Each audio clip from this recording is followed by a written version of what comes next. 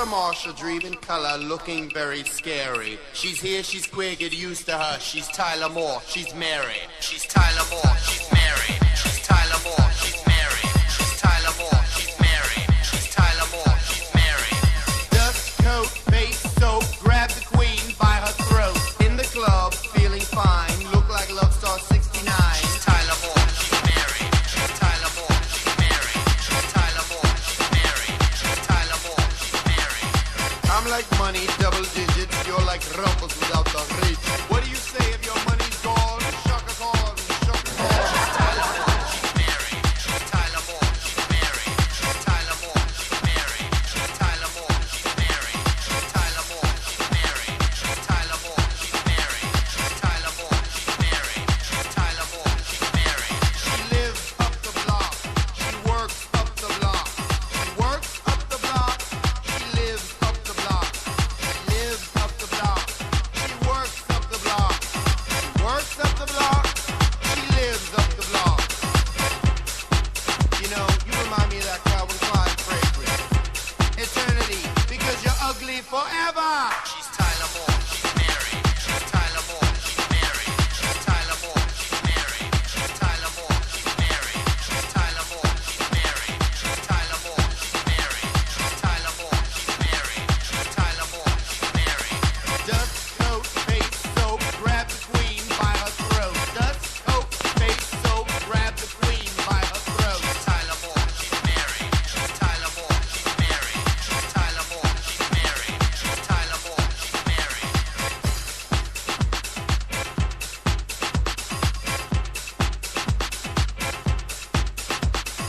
Up the block, up the block, up the block, up the block, up the block, up the block, up the block, up the block, up the block, up the block, up the block.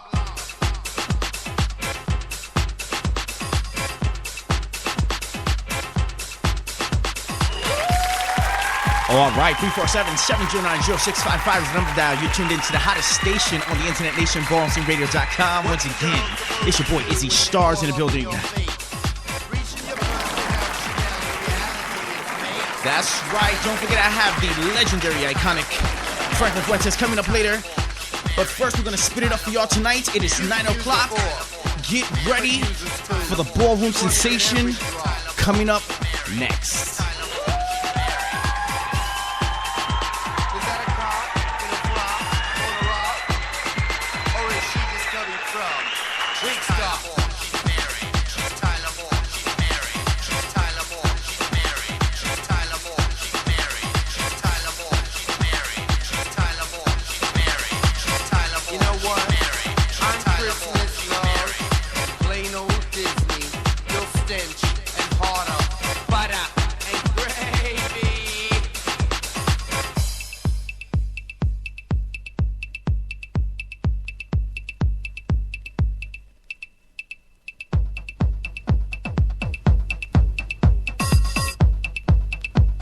Contestants for the next category, take your places. By the way, if anybody had happened to found a pair of size 12 and a half black patent leather pumps, please bring them back to the bar. There is a reward. Kwani says it's not gonna work stealing her pumps. Bring them back.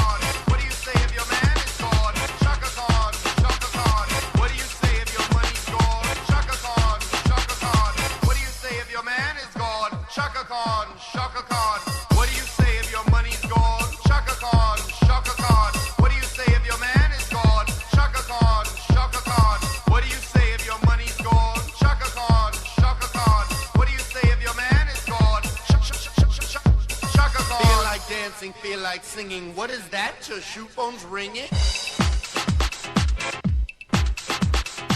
See, it's time for a little reality check here. I'm Bloomingdale. You're Conway. I'm Stella Doro. You're Chips Ahoy. I'm the New York Times, baby, and you're street news. You get the picture? I'm out of here. I'm a doc. I'm O-B-A-H. Over. Now look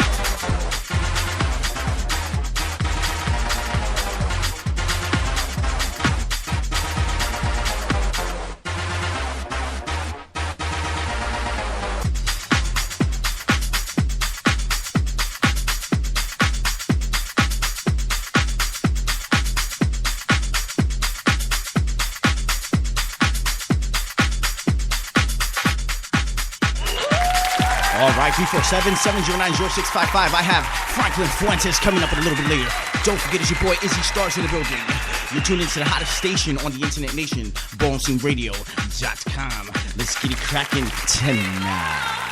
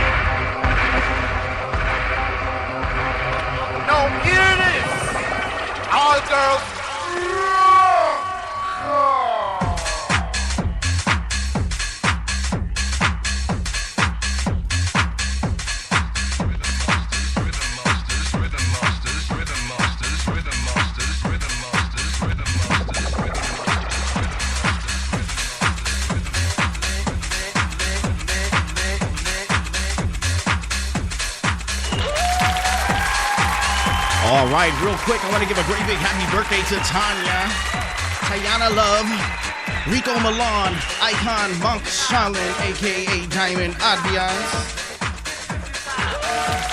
Also want to give a great big shout out to Julian De La Blanca, Jay Ebony, Jesse Roman Infinity, Jay No Drama Escada, that's right. Tanya Valentine, happy birthday. Dalia Gonzalez Milan, Keisha Brown Ninja. Happy birthday to Egypt Ninja, Aubrey Nicole, a.k.a. Conundrum Infinity. Also want to give a great big happy birthday shout out to Melancita Rodriguez Lords. And of course, one more great big happy birthday shout out to Donatello Gotti. Happy birthday to y'all from BornFreeRadio.com, the hottest station on the internet nation.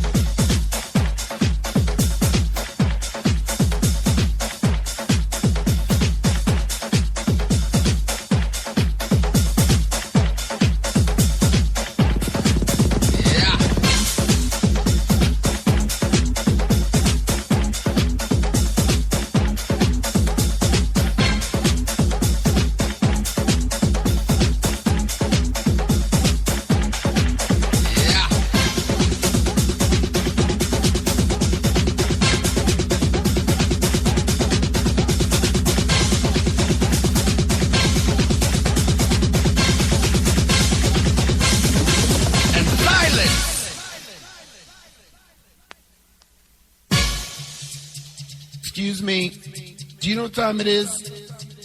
Not you, the cute one. Yeah, you. Hi. You know what time it is? I think it's time for a little dissing. Ahem. Ahem. Excuse me. Ahem. It's time to diss. It's time to diss. It's time to diss. It's time to diss. You know what? I'm gonna dish you right now. I'm gonna dish you right now. I'm gonna dish you. I'm gonna dish you. I'm gonna dish you right now. I'm gonna dish you right now. I'm gonna read you right now. I'm gonna flip you right now. I'm gonna dish you. I'm gonna dish you. I'm gonna dish you right now. I'm gonna dish you right now. I'm gonna dish you. I'm gonna dish you. I'm gonna dish you right now. I'm gonna dish you right now. I'm gonna dish you right now. I'm gonna dish you. I'm gonna dish you. I'm gonna dish you right now. You're beautiful. You're beautiful. You're beautiful.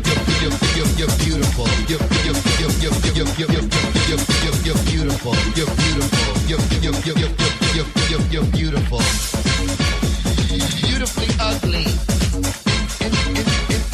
Internationally ugly.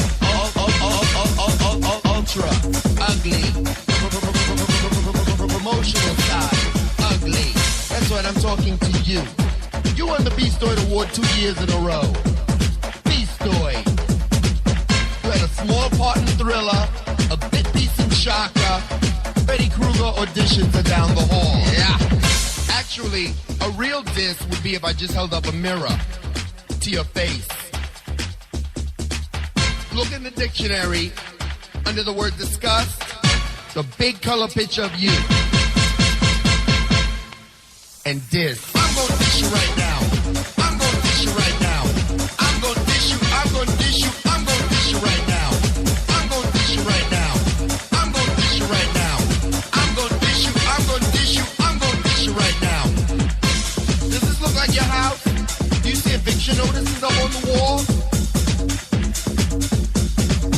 Honey, your front door and your back door is on the same hinge. Okay? Yeah. Why do I call you a cartoon character? Because you wear the same clothes every day. They came into work without you. I'm wearing Gaultier. You're wearing Go Tell Who. See the difference? Try to come for me? I don't think so. Oh, I'm gonna dish you right now. I'm gonna dish you right now. I'm gonna read you right now. I'm gonna flip you right now. I'm gonna dish you right now. I'm gonna dish you right now. I'm gonna dish you. I'm gonna dish you. I'm gonna dish you right now. I'm gonna dish you right now. I'm gonna dish you right now. I'm gonna dish you. I'm gonna dish you. I'm gonna dish you right now. Yeah. Now the fat queen's gonna try to come for me. Come on and roll over here, girl. It's time for you to get yours. You might as well come out and let me diss you.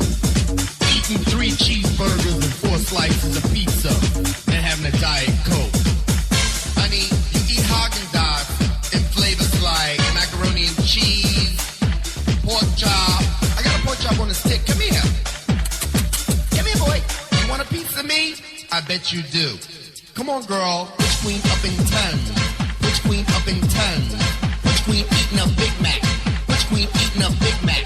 Roll for me, roll for me, roll for me, roll for me, roll for me, roll for me.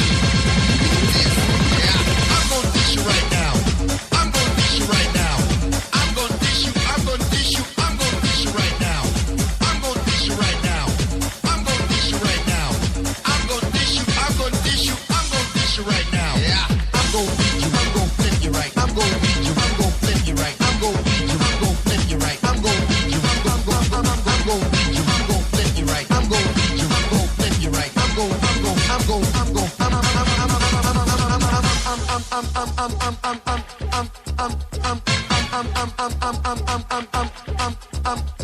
I'm gonna dish you right now. I'm gonna dish you right now. I'm gonna dish you right. I'm gonna dish you right. I'm gonna dish you right now. I'm gonna dish you right now. I'm gonna dish you. I'm gonna dish you. I'm gonna dish you right now. I'm gonna dish you right now. I'm gonna dish you right now. I'm gonna dish you. I'm gonna dish you. I'm gonna dish you right now. Yeah.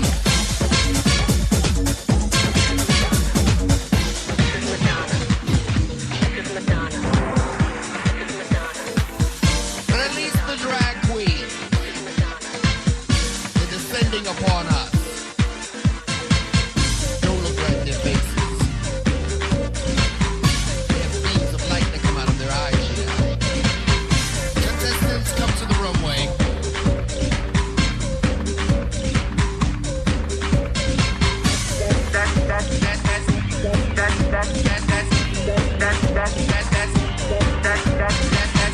Contestants, come to the runway.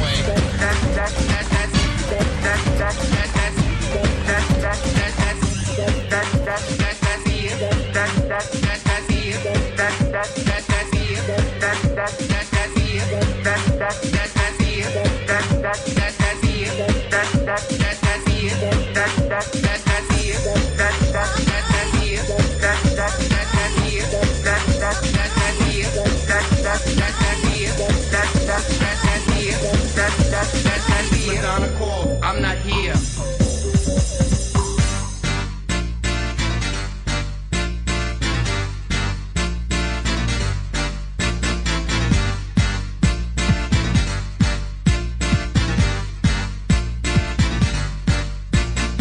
Madonna called, if Madonna called, if Madonna called, if Madonna called, I'm not here. Madonna called, if Madonna called, if Madonna called, if Madonna called, tell her I'm not here.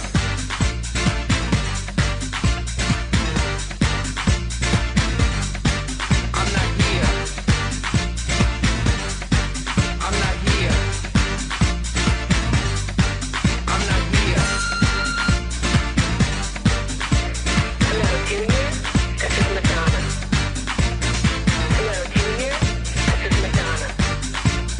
Hello, Junior. This is Madonna. Hello, Junior. This is Madonna. Are you there?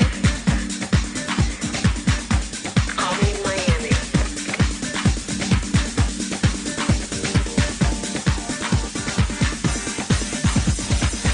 This is Madonna.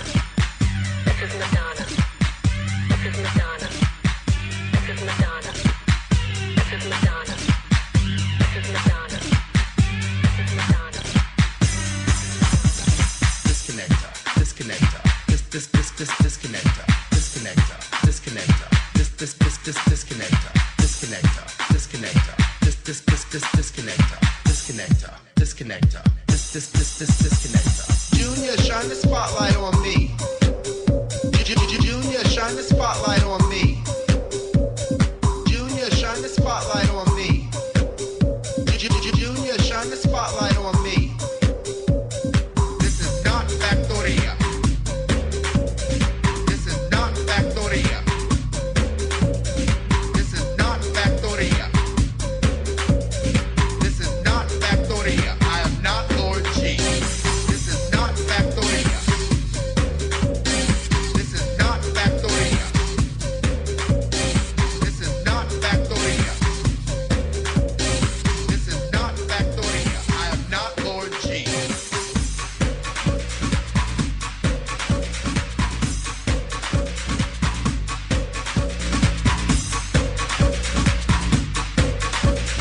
Watch me some boys from El Barrio and I'll be set.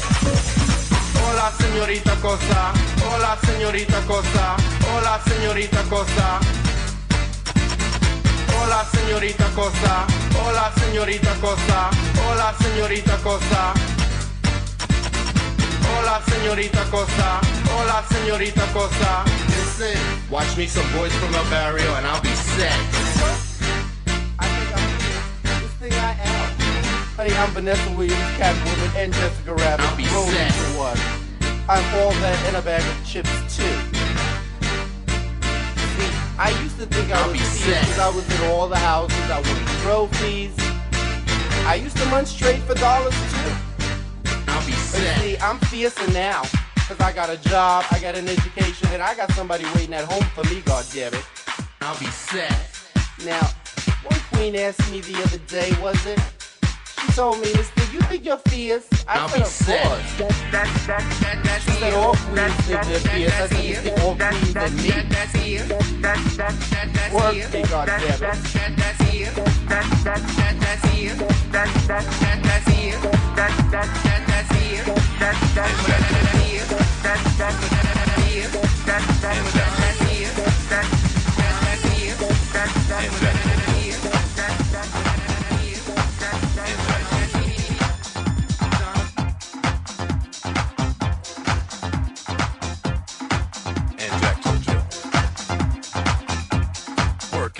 girlfriend.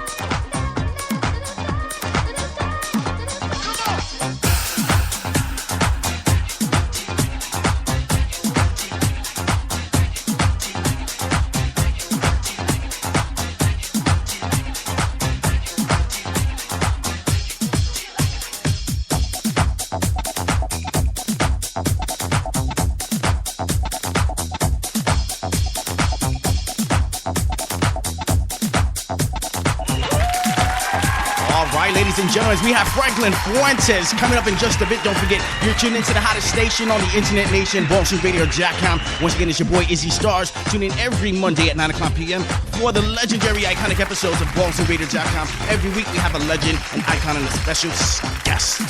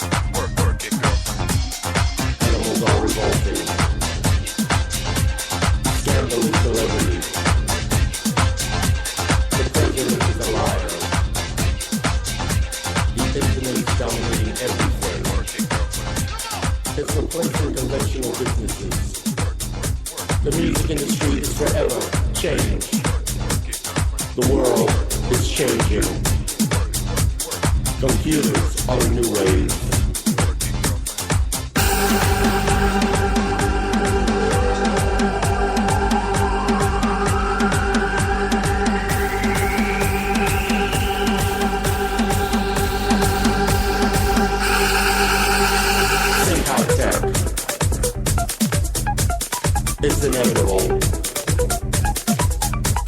Machines don't make mistakes. We are at the dawn of a perfect world. Everything will be chrome. This is only the beginning. I crave a clean, perfect, shiny society.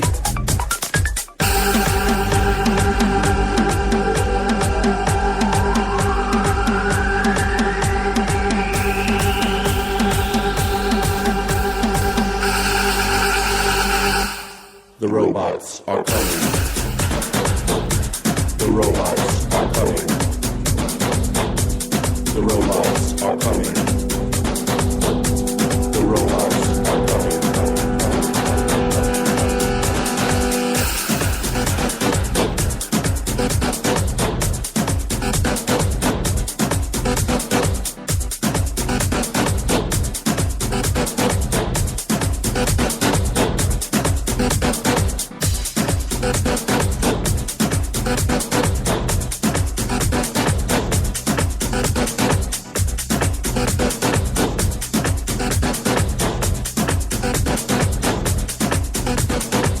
No violent error, no famine, no war with human casualty. There will be one CD per music genre. Mechanics, futuristic energy, downloadable soul, computer love, implanted media.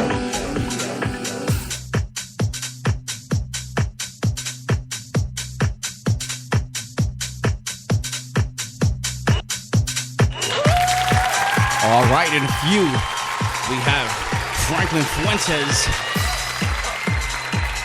coming up soon. Don't forget, we're going to have an exclusive interview with him. And don't forget, you tune into BallroomRadio.com, the hottest station on the Internet Nation. We bring you the legends and we bring you the icons. You already know who it is. And that's right, don't go nowhere. We're going to bring you some more Franklin Fuentes, and then we're going to get into that exclusive interview. We have T, and a wonderful journey on a pioneering DJ and producer in our community.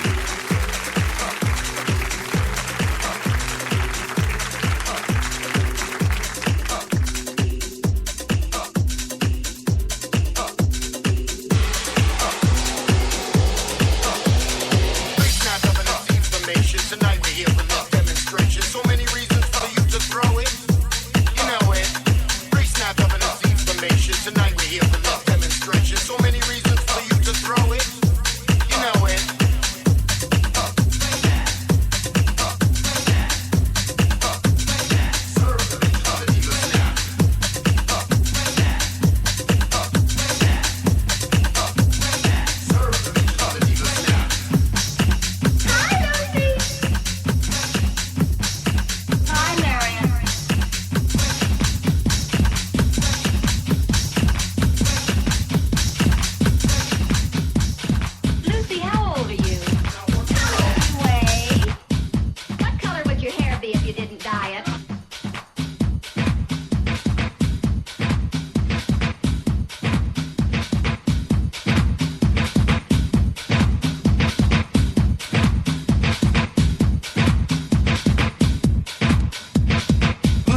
Was a crazy redhead. Her landlord was cheap and his name was Fred. Ethel Mertz was her girlfriend. Ricky, of course, her husband.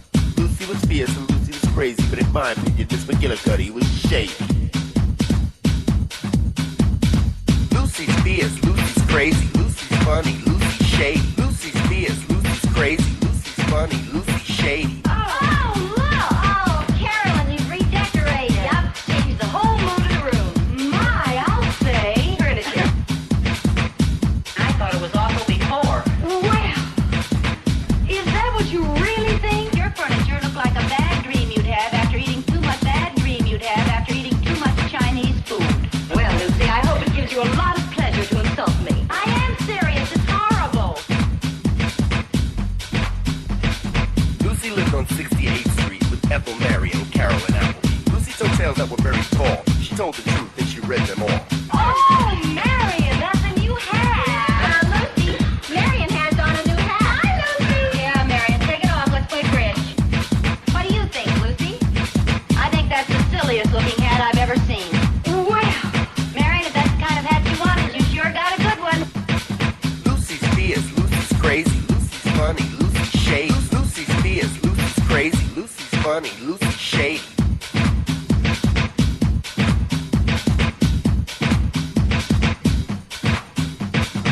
Was younger, as a matter of fact. They made Lucy smoke, it was in her contract. During the show, Lucy became a mother, while Fred and Ethel hated each other. Why don't you buy Ethel a new dress once in a while? Yeah, you tell him, Lucy. If you weren't such a tightwad, she wouldn't have to go around looking so tacky. Well, I never. She's fierce, she's crazy, she's funny, she's shady. She's fierce, she's crazy, she's funny, she's shady. So in color or in black and white, the legend will live daily on Nick at Night. Watch Lucy read Ricky, Ethel, and Fred. Remember that time when Lucy said, Carolyn, let someone else keep score this week. You cheat. Listen, I want to ask you a question. I would have said something about it if I had been your partner. I forgot what they're called. The he, she's, the drag things, the dragons. I forgot what they're called. You know the guys, right? But then they do something and they look like girls. Like they got tits, they got a fucking ass. I don't give a fuck if they got something between their fucking legs. Some of them look good. Some of them, I think they're guys that dress up like women.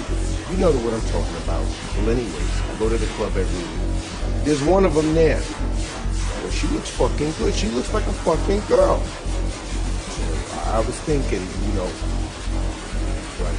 Because I let her suck me off. Does that mean I'm gay? Does it?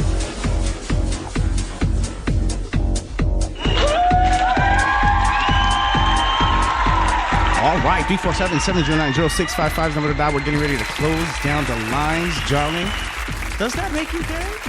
Call us up, 347-709-0655. My bad. You know, we're going to keep it open for a little bit, then we're going to bring in Franklin Fuentes, and then, we're going to chop the lines. So, we're going to talk about that, too, a little bit further in the interview. I was at the gym, and I'm in the shower, and this fucking guy standing next to me. So I bend over, and I'm looking at his dick. But just to see if his is bigger than mine, Yeah, that's normal, right? Does that mean I'm gay?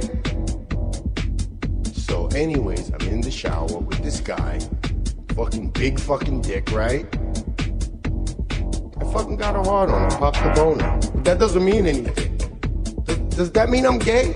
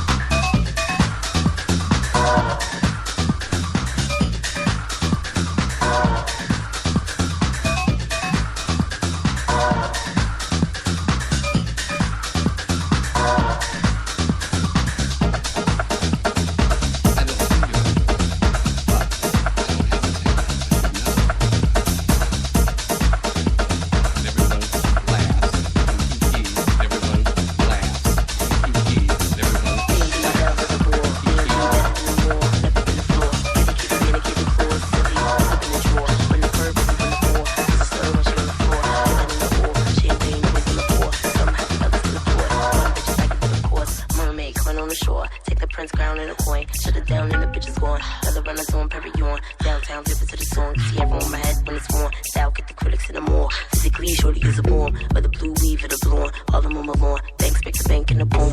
I used to think I was fierce cause I was in all the houses. I won trophies. I used to munch straight for dollars too. But see, I'm fiercer now. Cause I got a job, I got an education, and I got somebody waiting at home for me, goddammit. Now, one queen asked me the other day, was it? She told me, Mister, you think you're fierce? I said, of course. She said all queens think they're fierce. I said, Mister, all queens and me. Don't ever see on my face for the eyes. The reason why I'm in luxury design. So chic, so ahead of time. Cunt queen, princess of the prize. Witness the baddest bitch alive. Important from the belly of the night. Gorgeous, this world is mine. A girl with a twirl in the rhyme. Diamonds and a pearl on the shine. Welcome to our house in the sky. And I'm as free as the wind that's blowing out on this beach. The house. Work me, The house. cause you pay $10 to get in the ball. You work me, The house. work me, The house. work me, The house. cause you pay $10 to get in the ball. You The house. The house. work me, The house. cause you pay $10 to get in the ball. You work me, The house. work me, The house. work me, The house. cause you pay $10 to get in the ball. You mop. The house. The house. The house. The house. The house. The house. Work me, goddammit.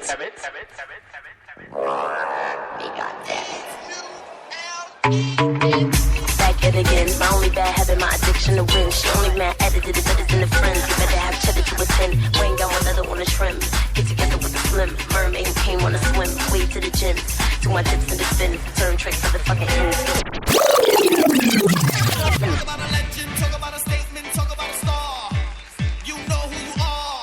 Can I see just for me? House of Ebony, House of Revlon, Extravaganza, Ultra Amri, St. Clair, Mugre, Miyaki, Mizrahi, Aphrodite, Infinity, Ninja, Blahnik, Pandavis, Milan, Saint Laurent, Prestige, Prodigy, Khan, La Perla, La Beja, Tsunami.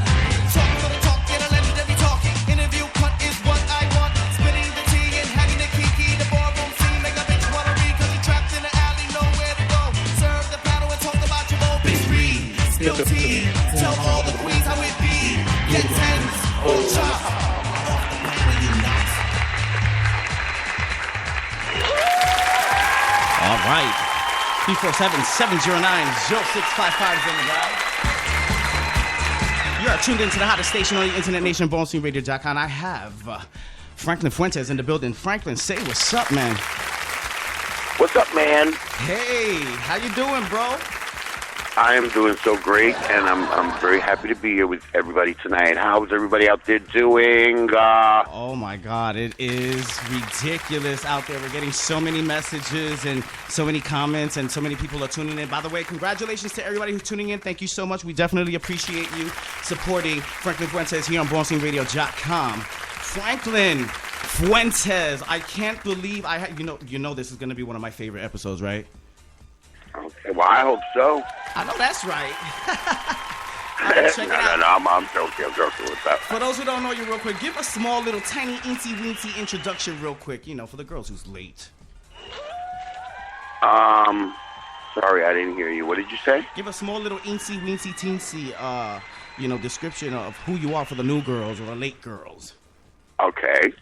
Well, for anybody who doesn't know, my name is Franklin Fuentes, and I do dance music, and I am the originator of the bitch track genre. When I started doing them in the mid-'80s, there wasn't even a name for it. And I'm sure I've done a lot of your favorites. Oh, yes. Your favorite songs. We love them all, Frank. I'm very modest. Franklin. So, let's start off. Everybody knows the drill. let's start off a little bit with, the beginning. Let's start off at the beginning. When you were a child, how did this come about? How was it for you growing up, as a child at home? How was it for me growing up? Yes. At home, how was the household for you? Was it normal? Was it acceptance, or was it well, shade? like everybody else, I felt that, my youth, was, it had its dysfunctional moments, but for the best part, looking back, it was really great. I had two really good, supportive parents, which is very important, for somebody who is gay, and especially the time that I was growing up, which was the 70s and the 80s, and late 70s, that is, right. and, early 80s.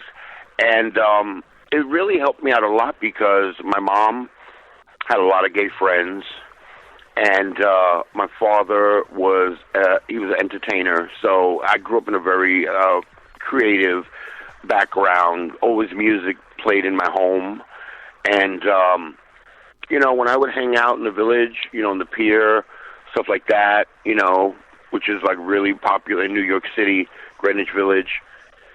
It was a very popular place to go when you were gay and young, and you can go there and be yourself and not be seen. Right. And I would hang out with like a lot of people that were, gay and young and that were on the streets. And, I realized then by befriending a lot of these people that they didn't have it as good as I had it. A lot of them, their parents, would throw them out when they found out that they were gay. And, it was bittersweet. It was sort of sad, but it definitely made me see all that I had, Word. Yeah. It was really great. Wow. So it sounds like you had a pretty interesting journey and you learned a lot. I learned so much, and a lot of people that I met down there and grew up with, are superstars today, especially in the gay world. Right. Yes. It was very good, very good. It made me. It had a lot to do with helping me with my creativity too.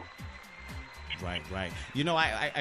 I admire your music. I admire your work so much. I couldn't help to notice, there was a lot going on back in those days, and the self-expression of this music that, you put out. There's definitely a lot of different messages out there.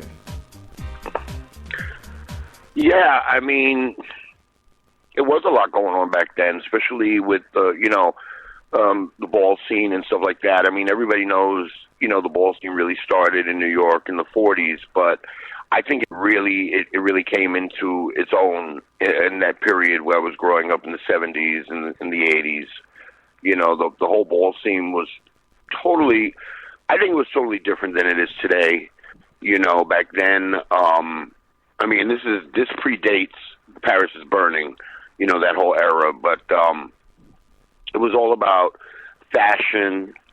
And, like in Paris is Burning, I think Dorian Corey says that, when she was growing up, it was all about, trying to look like the celebrities of that day, Elizabeth Taylor and all that type of stuff. And then when I grew up, it was, Dynasty and all that. But, yeah, it was all about the fashion back then. And it was so severe that, I walked in a ball in Brooklyn, and I think it was for a small house called the House of Plenty.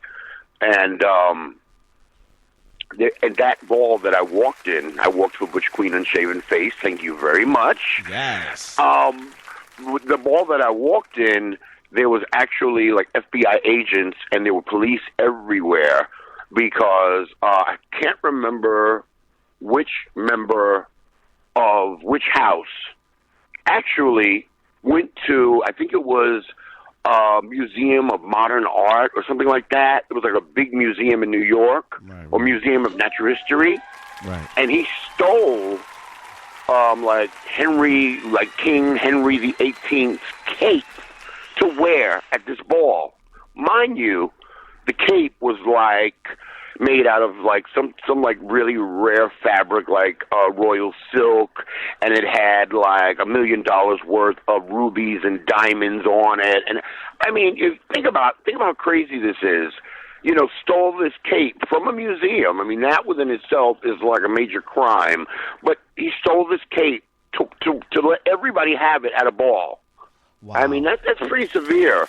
And there were FBI agents there and whatnot. And he either came and left and he didn't get caught, or he didn't come.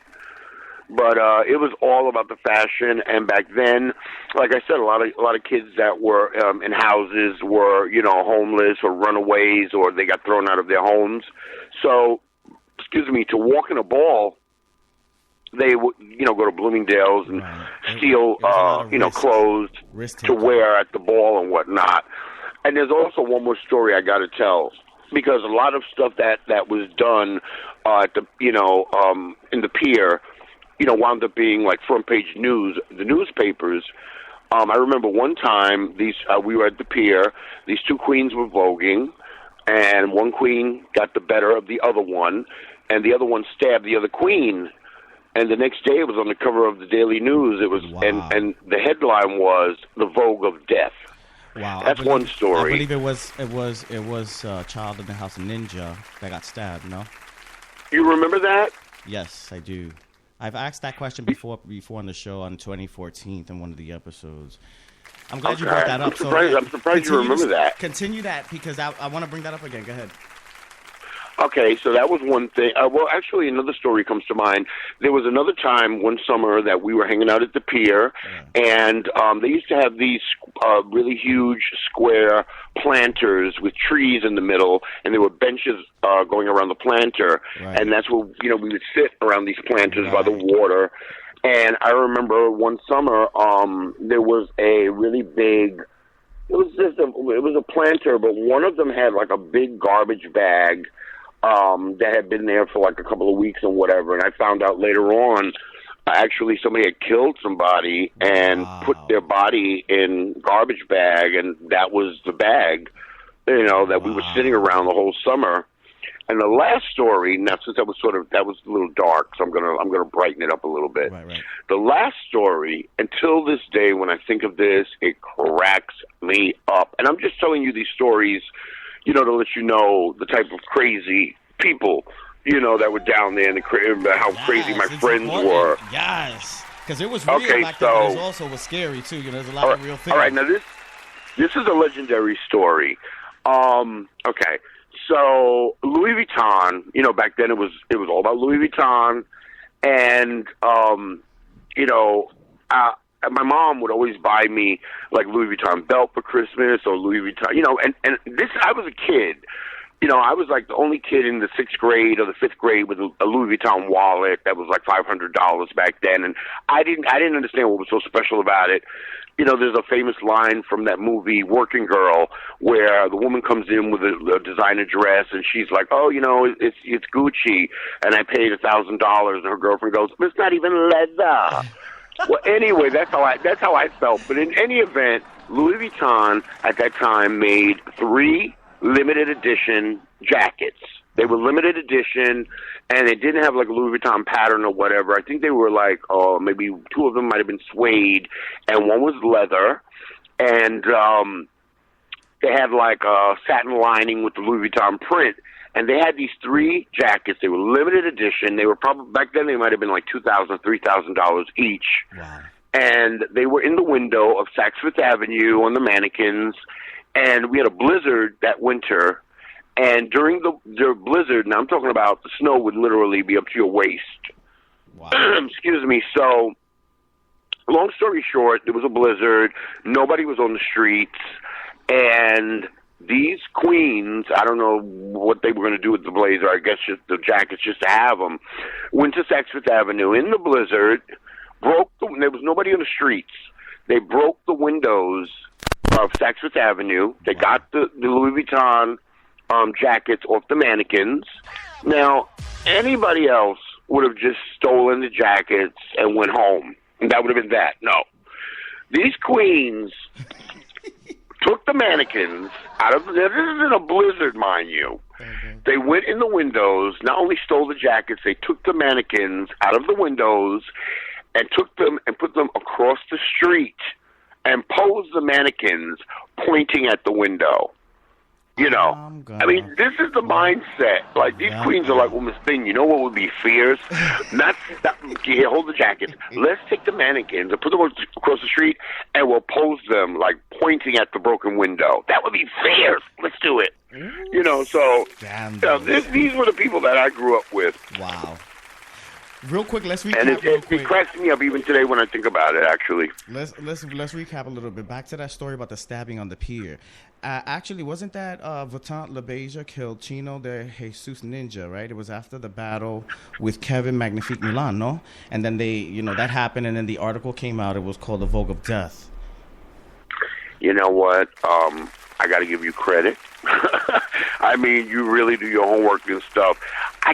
I'm not, you're probably right. I mean, the people that I hung out with on the pier was basically House of Extravaganza. I was really good friends with Jose Extrava, who was a child back then. Jose was probably about 12 or maybe 13 back then, but I hung out with him and a lot of people that were like first generation from House of Extravaganza, like, Danny Extravaganza and Angie, the mother of the house, and all that stuff. So everybody else I knew, I would go down there and you'd see them every day. But unless they were really in my circle, I didn't really know them by name or whatever. I mean, I see certain documentaries now on voguing and stuff, and they'll have footage from the 70s. And I'm like, oh, look, there she goes. Remember her? But I might not remember their name. So you're probably right. Right. Kudos to you for knowing your history like that. Thank you so much. That's the point of the show. OMCRadio.com, we got you back. All right, real quick, let's jump into the next stage real quick. Let's talk about, after the fact, before all the drama and how it was and the whole messaging and the DJ and the whole journey. Let's go back into, when you first started, coming out and hanging out and, experiencing the life outside, What was it for you growing up, outside of the house? Well, I was always a comedian. I love to make people laugh. I think that's where it was really odd back then. I was watching an old documentary about television the other day, and they showed footage from it had to have been maybe, I would say, it was a long time ago, like maybe, I don't know, early 80s, mid 80s, and they had an episode of the Jerry Springer Show. And, everybody knows the Jerry Springer Show today, with Jerry, and the crazy people come out. But back then, when Jerry Springer first started out, it was actually a very serious talk show, like Oprah. Right. And it was an episode where they showed these queens that used to hang out with Michael Alec and those kids at Limelight. And it was so different when I was watching it because the audience, they were not ready for it. It was not something that you saw every day. And they were actually very quiet. And when the gay people came out, they were very, booing them and very shocked at their behavior. As opposed to now, when a queen comes out on Jerry Springer and drag, everybody lives. But it was a very different time. And I remember being a kid and just being happy. And, I remember people telling me, kids that were my own age would tell me, I don't like you. And I would say, well, why? And they're like, I don't know, but I just don't like you, So me being, trying to be funny all the time and whatever, that was my way, I guess, of breaking down those walls. And I don't know, I just used to always, watch TV, and I loved, what would give me life would be Carol Burnett or Lucille Ball or Red Fox or Richard Pryor or whatever. And it was pretty, it could be rough, going into different territories and whatever. And I was always very adventurous, and I always hung out with older people. I guess because I looked older, I could show you my sixth grade graduation picture, and I'm 5'9" with a full beard in my sixth grade graduation picture. Wow. So, I was out there, I had boyfriends that were, older than me, maybe 20 years old, and they didn't know how old I was. And, my mom, my father, they didn't know what I was doing. I would tell them, I'm going to my friend's house, and I was really going to date somebody in Queens and what have you. And You know, I acted older as well, but again, this is where the village comes into play because you can go down there and totally be yourself. And I remember, I mean, it was back then. It was the type of thing where, say, for example, if you went to the village for gay pride, you know, let's say when I was like 12 years old or 13, you're hanging out with your friends and at the pier and whatnot. And as soon as you would see, excuse me, as soon as you would see like Channel 7 news van coming or somebody with a camera, we would scatter because you didn't want your parents to see you on the news. Like, what are you doing down there with those people? You know, and, is that where you go?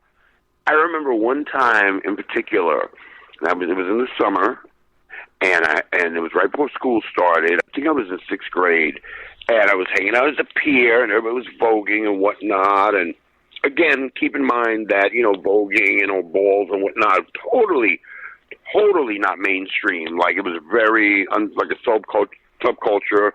Nobody, you know, straight kids didn't know if they saw you voguing. They'd be like, "What are you doing?" And I remember I saw these cars driving by, and they were harassing people and calling people faggots and throwing bottles. I think it was like these white kids. Wow. And I went to school like the next week because school started, and I was with my friends, straight friends, and this girl came up to me. She was very like Italian, you know, very the type that would wear denim jacket on the back. They had painted disco socks. Like, they only like rock music. They didn't have any black friends. Word. Very anti everything. Very Archie Bunker. And she told me, she said to me in front of everybody, she goes, you know, last week I was driving in the village with my brothers, and we were harassing people, and I saw you. You were in front of some gay bar with those faggots. You're a faggot. You know, you were with them, and we saw you. We saw you. It was you. And everybody stopped and looked at me in my classroom, and I didn't. Before I got to say anything, you know, my friends were like, "Well, so what? You know, if that was him, and if he's gay or whatever, he's still our friend. So, you know, get lost."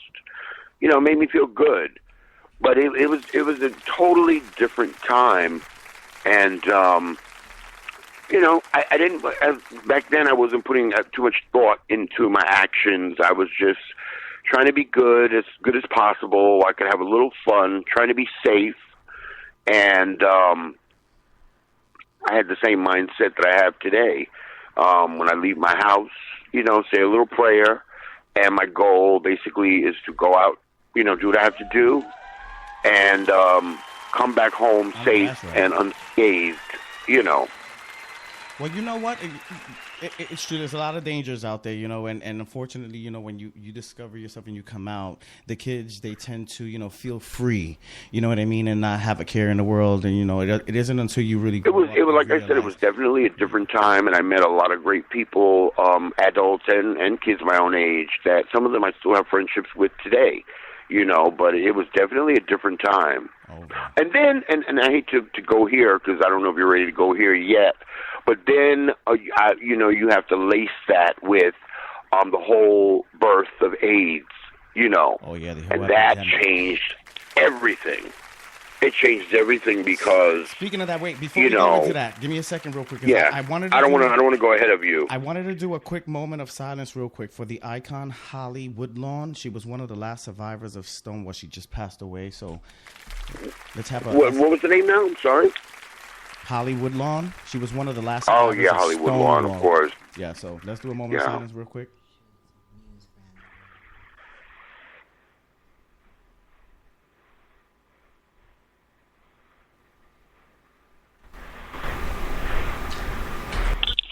All right, thank you so much.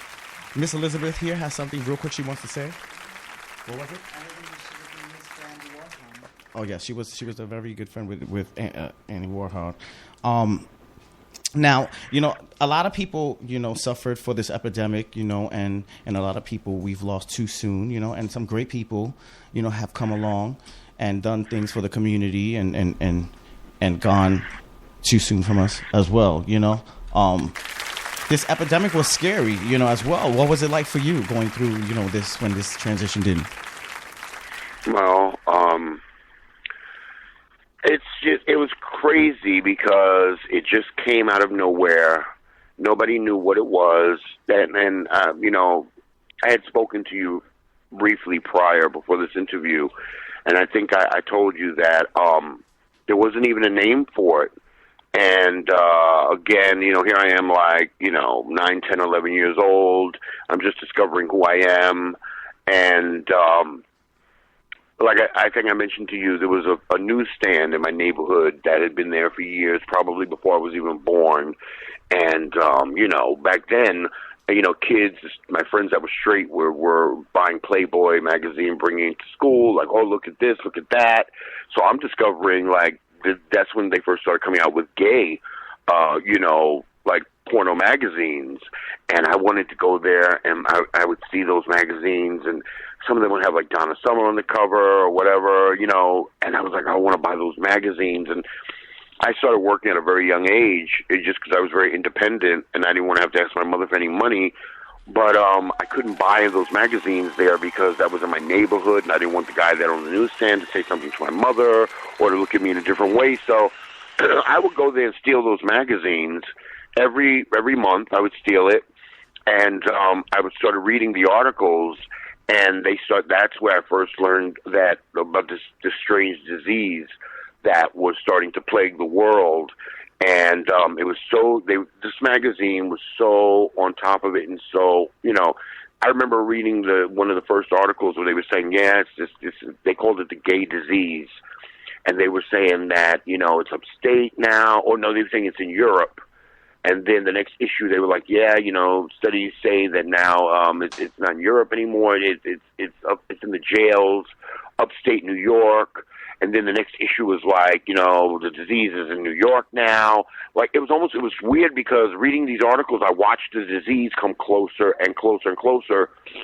And then finally, the first person I knew that ever died of it was somebody that I was growing up with. It was their older brother that was gay. And I didn't even know he was gay. I was a little kid, and he was the first person that I ever saw that would be walking down the street, you know, wearing boots up to his knees, tight jeans, big rhinestone belt, with a cape, you know, with like a tank top. And I remember one time, my mom reminds me of this all the time, that I was in the supermarket, and he used to wear a cape and high knee boots and whatever. And I remember one time I was staring at him, and, you know, my mother was telling me, don't stare at him, you know. And he told me, he bent down, he was like, hi, you know, what's your name? And I was like, are you a superhero? You know, my mother was like, you know, I was like, well, he had a cape. I've never seen anybody walk in the street. Like, I've never seen a human, you know, besides on a cartoon or whatever, with a cape. But he was the first person I know that ever passed away from AIDS. And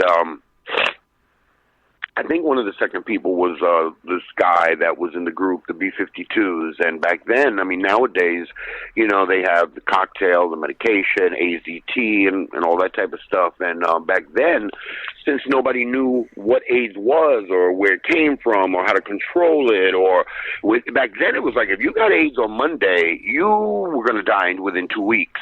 Wow. You know, it was very scary. And I lost so many. I mean, I grew up knowing hundreds and hundreds of, you know, classmates and people from the pier and childhood friends, and, you know, everybody died. Everybody is gone. I have 2 friends from that era left that I'm still. Excuse me. I have 2 friends, you know, left from that era, and one of them are HIV positive. You know, the other one I don't think so, but. You know how it made me felt? It made me feel, I'll tell you exactly how it made me feel. It made me feel like, I'm into movies and television.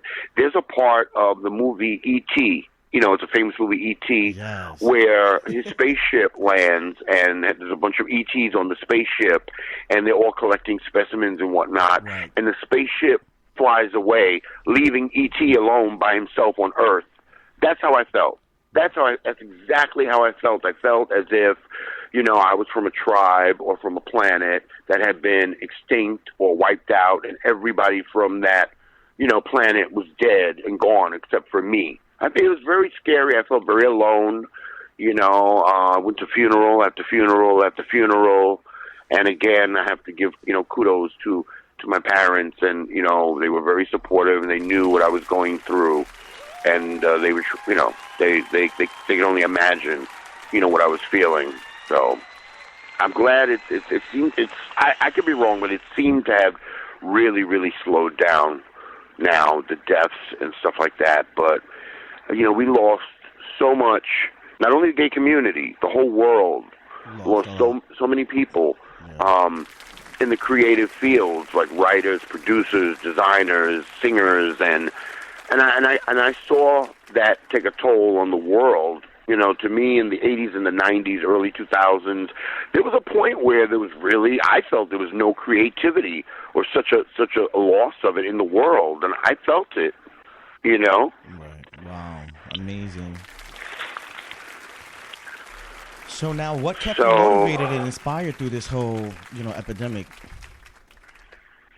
What motivated me? Yeah, what kept you motivated and inspired to look beyond that and surpass all of this? Wait, I'm sorry, everybody. Could you say that a little bit louder? I don't know. I can't. It's hard for me to hear you. I said, so what did you keep yourself motivated, or what did you inspire yourself with, to get through that epidemic and that time? Again, for me personally, when I was young, I didn't think about, my actions and their consequences as much as I do today as an adult. And so, I wasn't thinking like, oh my God, like, was this disease? Like, everybody's dying. Like, am I going to die? Like, I didn't think that way. I felt like I was just trying to make it through the day, And, before you know it, 10 years passes and they're coming up with more cures and, so, like I said, I was basically just trying to get through it, and without even trying to think about it too much because it's very depressing. But I guess looking back on it, one thing that must have motivated me was just the memory of a lot of my friends that, were not here any longer. And I don't know, I feel that when you lose people,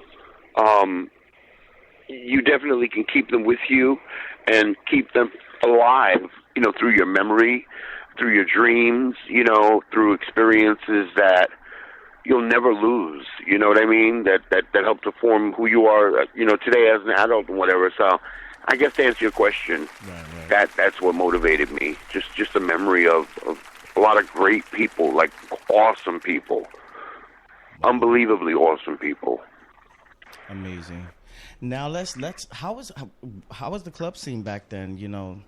What was it like? Introduced to the gay club scene. You guys are gonna think that I'm deaf. I swear I can't hear you. How was what like? How was the club life? I'm sorry. How was the club life? Oh, club life. Okay. Well, like I said, as I said earlier, I always hung out with older people, and they didn't know how old I was, And if I wanted to go to a club, because I was so much into music, what was the first club back then, by the way? What was the what? What was the first club, by the way, back then? Oh my God, the first club I went to, that's really hard to say. Well, you start out.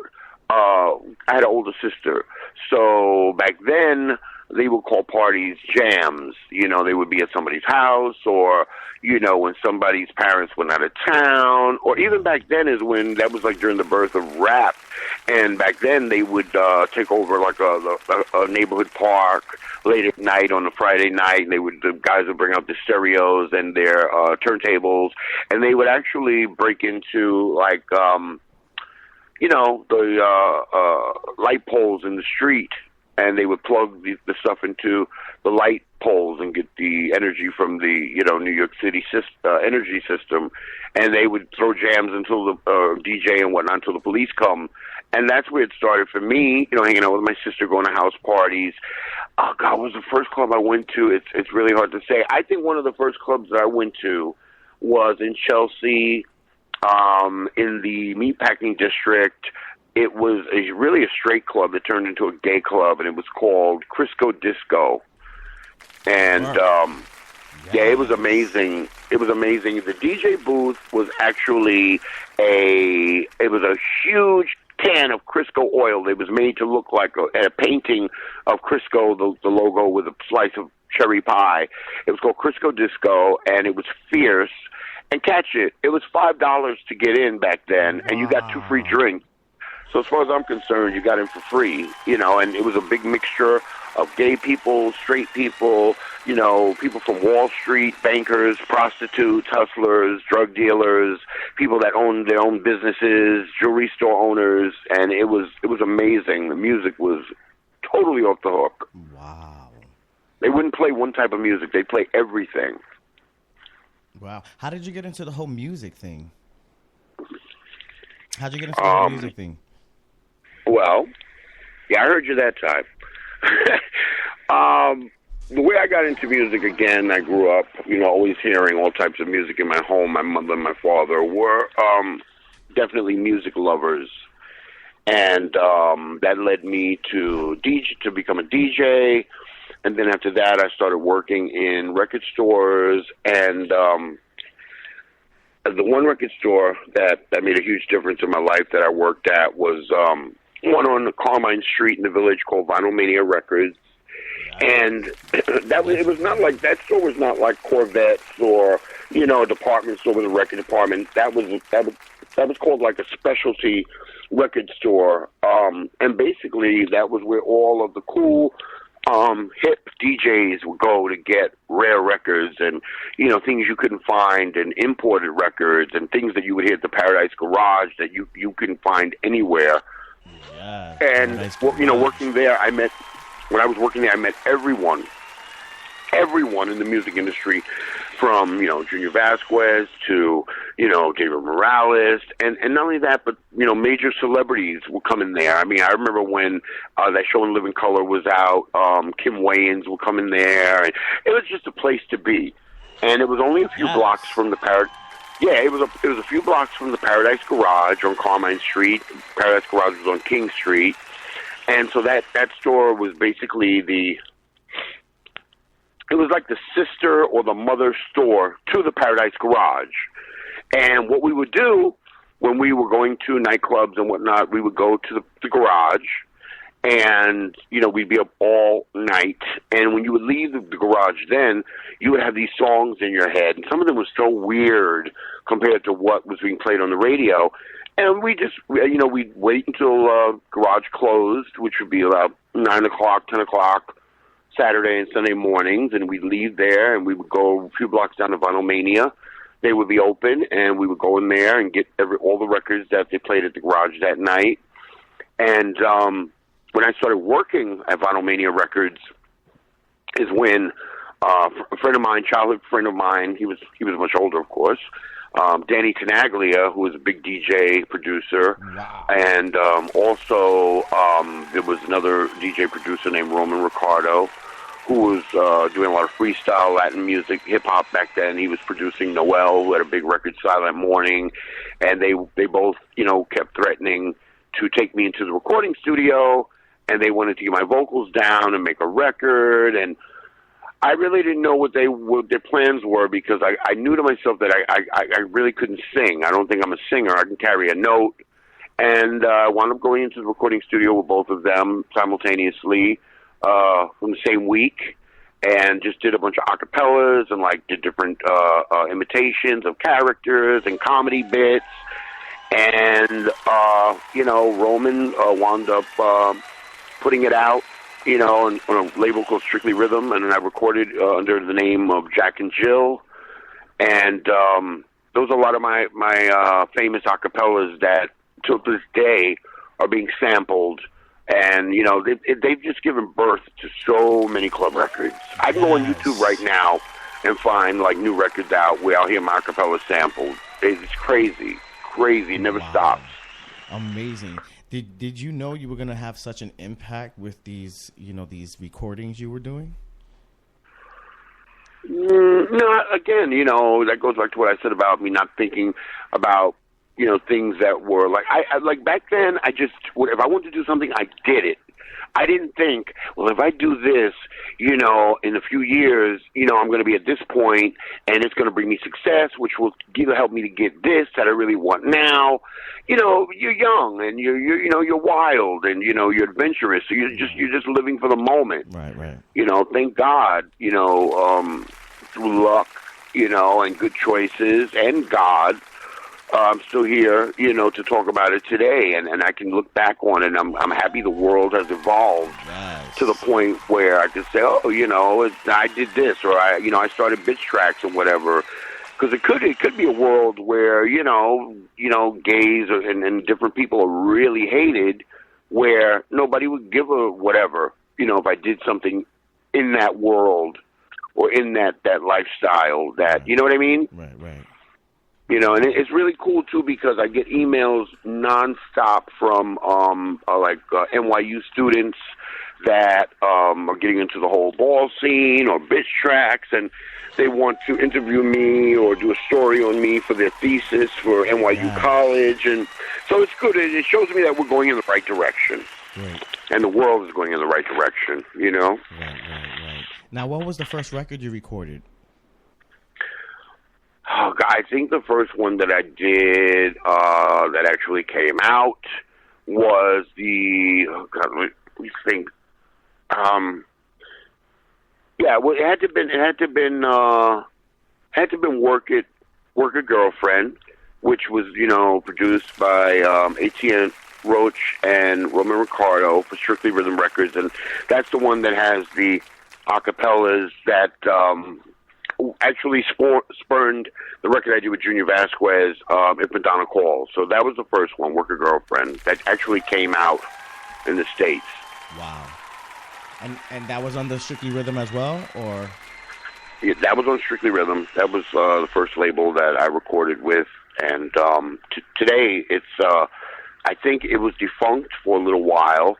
I think they sold the label to Warner Brothers Records, and the original owner, Mark Finkelstein, regained possession of it years later. He worked on a really good deal with Warner Brothers that they paid him millions of dollars for the rights to put out those records on Warner Brothers, and I think he made a deal with them that if they didn't do anything with the music that he was, licensing to them within a certain amount of time, that he would regain rights to all that stuff back, and I think he did regain it. And then I think he resold Strictly Rhythm to a British company, and I think it's a British label today, Strictly Rhythm.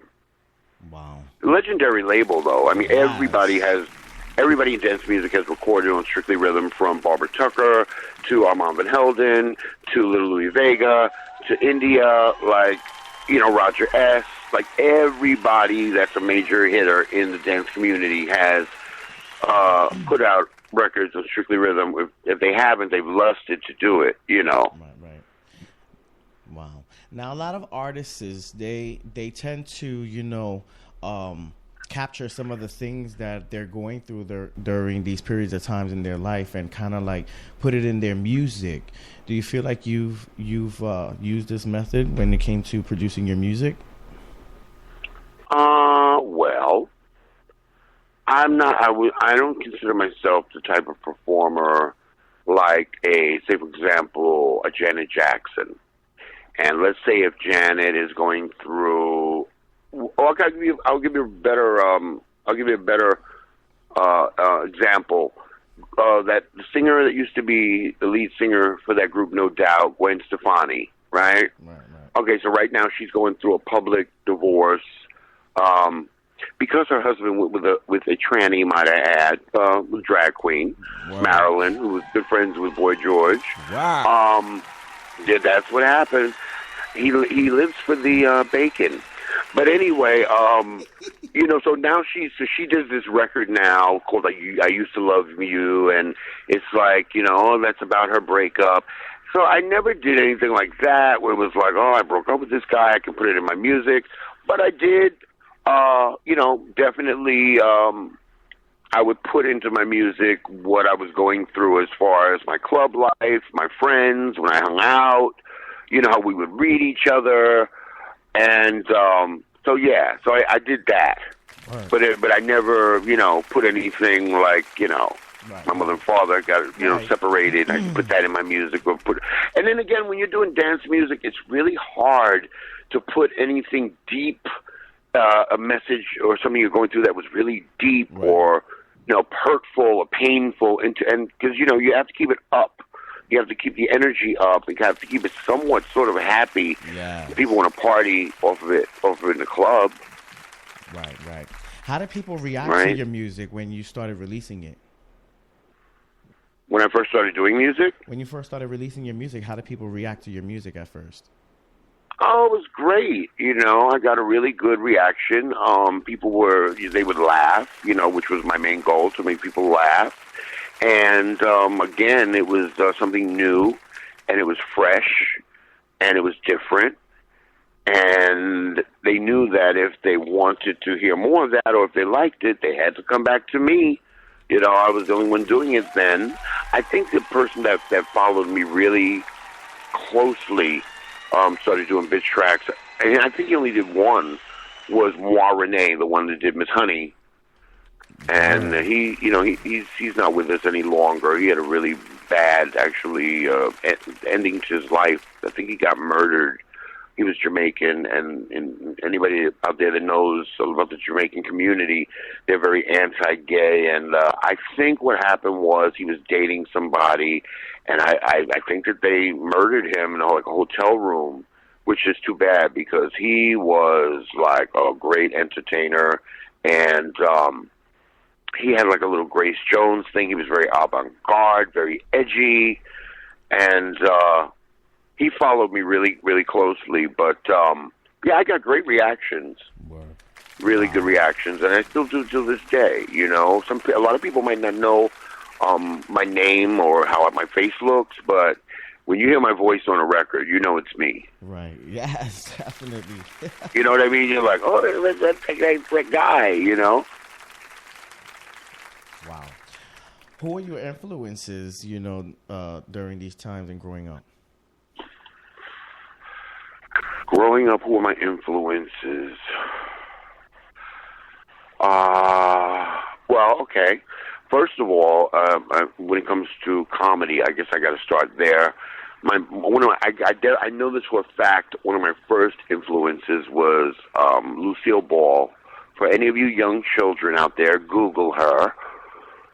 And she was big. She made it big on a show called I Love Lucy. Yes. And I was a kid. Yeah, I was a kid watching those reruns, those black and white reruns, and I lived for Lucy so much because if you watch a lot of those episodes now, and I mean, I could look at Lucy, and she definitely had a bunch of gay friends. You watch those episodes now. 50% or 60% of those episodes, she is shady. Oh, she's so shady. Yes. She's shady too. And the best episode that is the best example of this is an episode called Lucy Tells the Truth, and basically she makes a bet with Ricky, Fred, and Ethel that she has to tell the truth for 24 hours, and she goes over her girlfriend's house, and she's with Ethel and with all of her girlfriends, and she has to basically figure out how is she going to spend a full day with a bunch of women tell the truth. So she finds little ways around doing it, but it's just so much shade.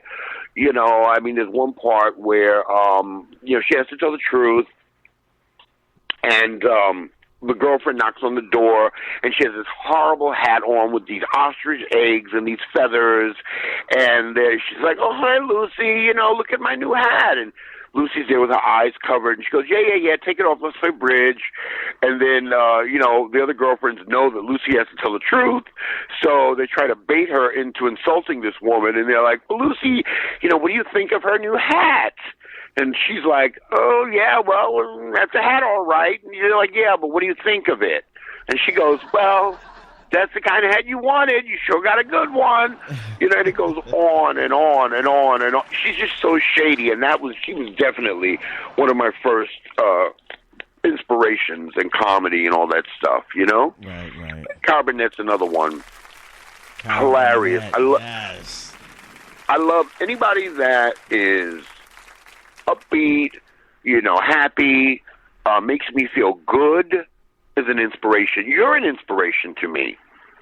You know, you're an inspiration to me. You know, what you're doing here and now and giving people like me a voice. And, you know, you're doing something for the gay community. And I'm gonna say something on the radio right now, okay? I have heard reports that sometimes the kids try to let you have it, and I'm not having that. Okay? So I'm telling all those kids out there, don't try it with Izzy, because he's like my brother, okay? Do not try it with him, or you will get a little package at your door from FedEx, and well, I'll just leave it at that. Do not try it with him. He is doing something for the community. He's doing something for the good of all of us, so back off, okay? Sometimes as gay people, we can be very catty, very reedy.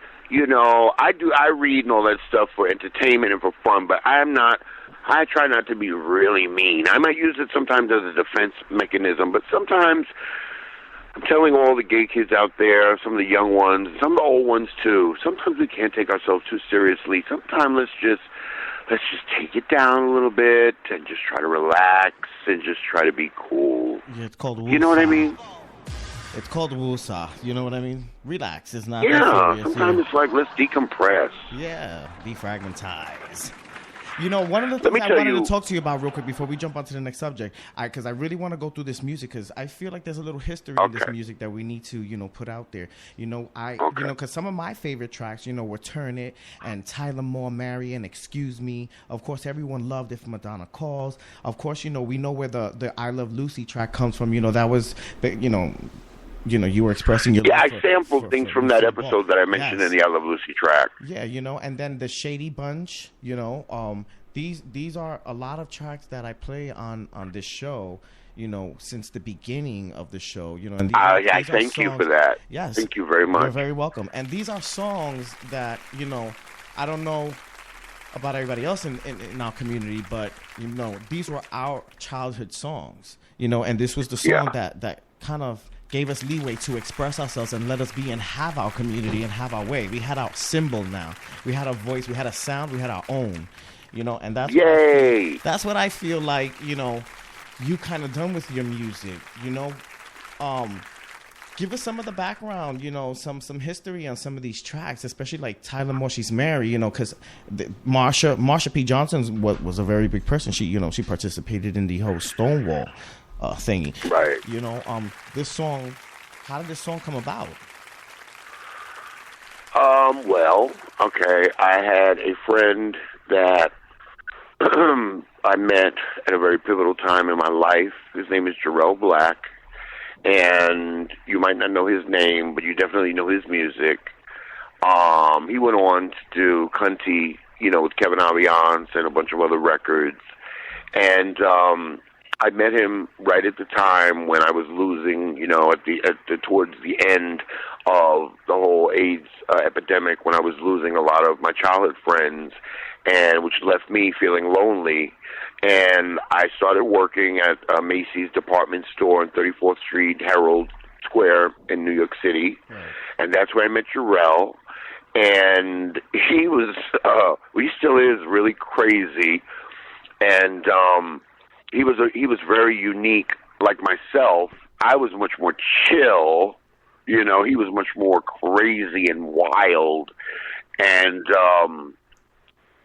I just noticed, even before I knew who he was, I heard a lot of people talking about him, a lot of employees, and a lot of people didn't like him.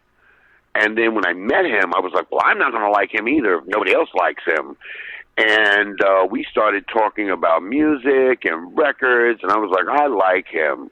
I don't care what anybody says. And he went to, you know, I think he went to the school that you mentioned to me the other day. Was it IAR or something like that? Yeah. He went there, and he learned how to do edits and stuff like that, and then he wound up getting a home studio, and we hung out all the time, and we were at his house one day, and I laid down vocals, and, you know, he was like, wow, you know, this is good.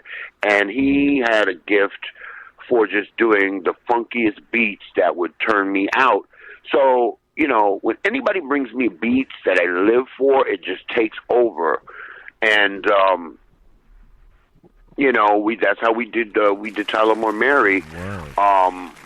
I was working then, and I had left Macy's, and I think I was working at HMV Records, which was on 72nd and Broadway, and he was like, remember that he came into my job, and he had a tape cassette, and he goes, remember that?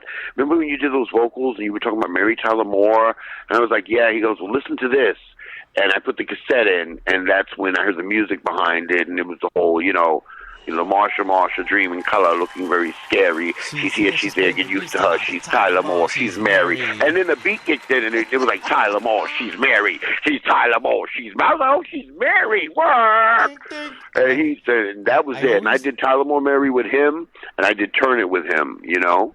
Wow. With Turn It's one of my favorite records, too. A lot of people don't know about Turn It, but it's really good lyrics, and it was really good. That was about the ball scene and runway and fashion. And, that's how that came about, you know. And he's still doing music till this day. Wow. We have to get him on the show. We have to give him some props. Shout out to you, darling. And, you know, we have another favorite that everyone listens to. You know, you can't forget about the Excuse Me track. You know, that was another legendary track. You know, and everybody, you know, was into designer glasses. How did that come about? Which track is this now? Excuse Me. I found my sunglasses. Hell yes.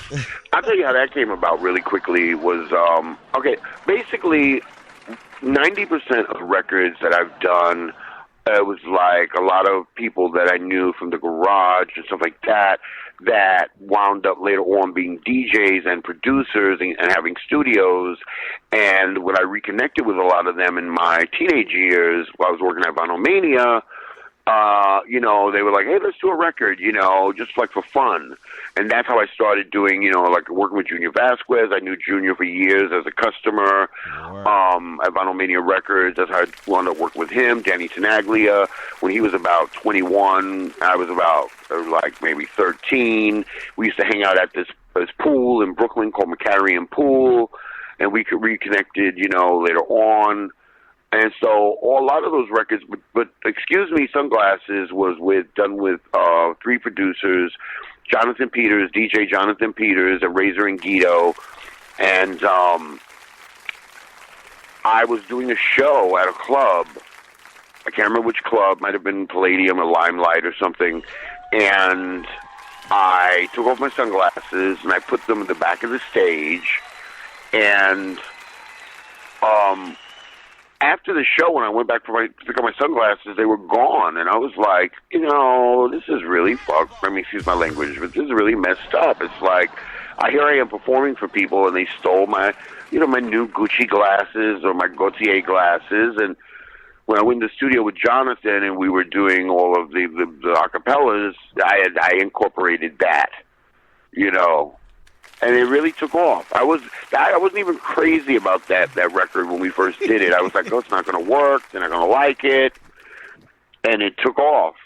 And, you know, I've seen that, you know, people have imitated that, you know, like I remember seeing an ad a few years later.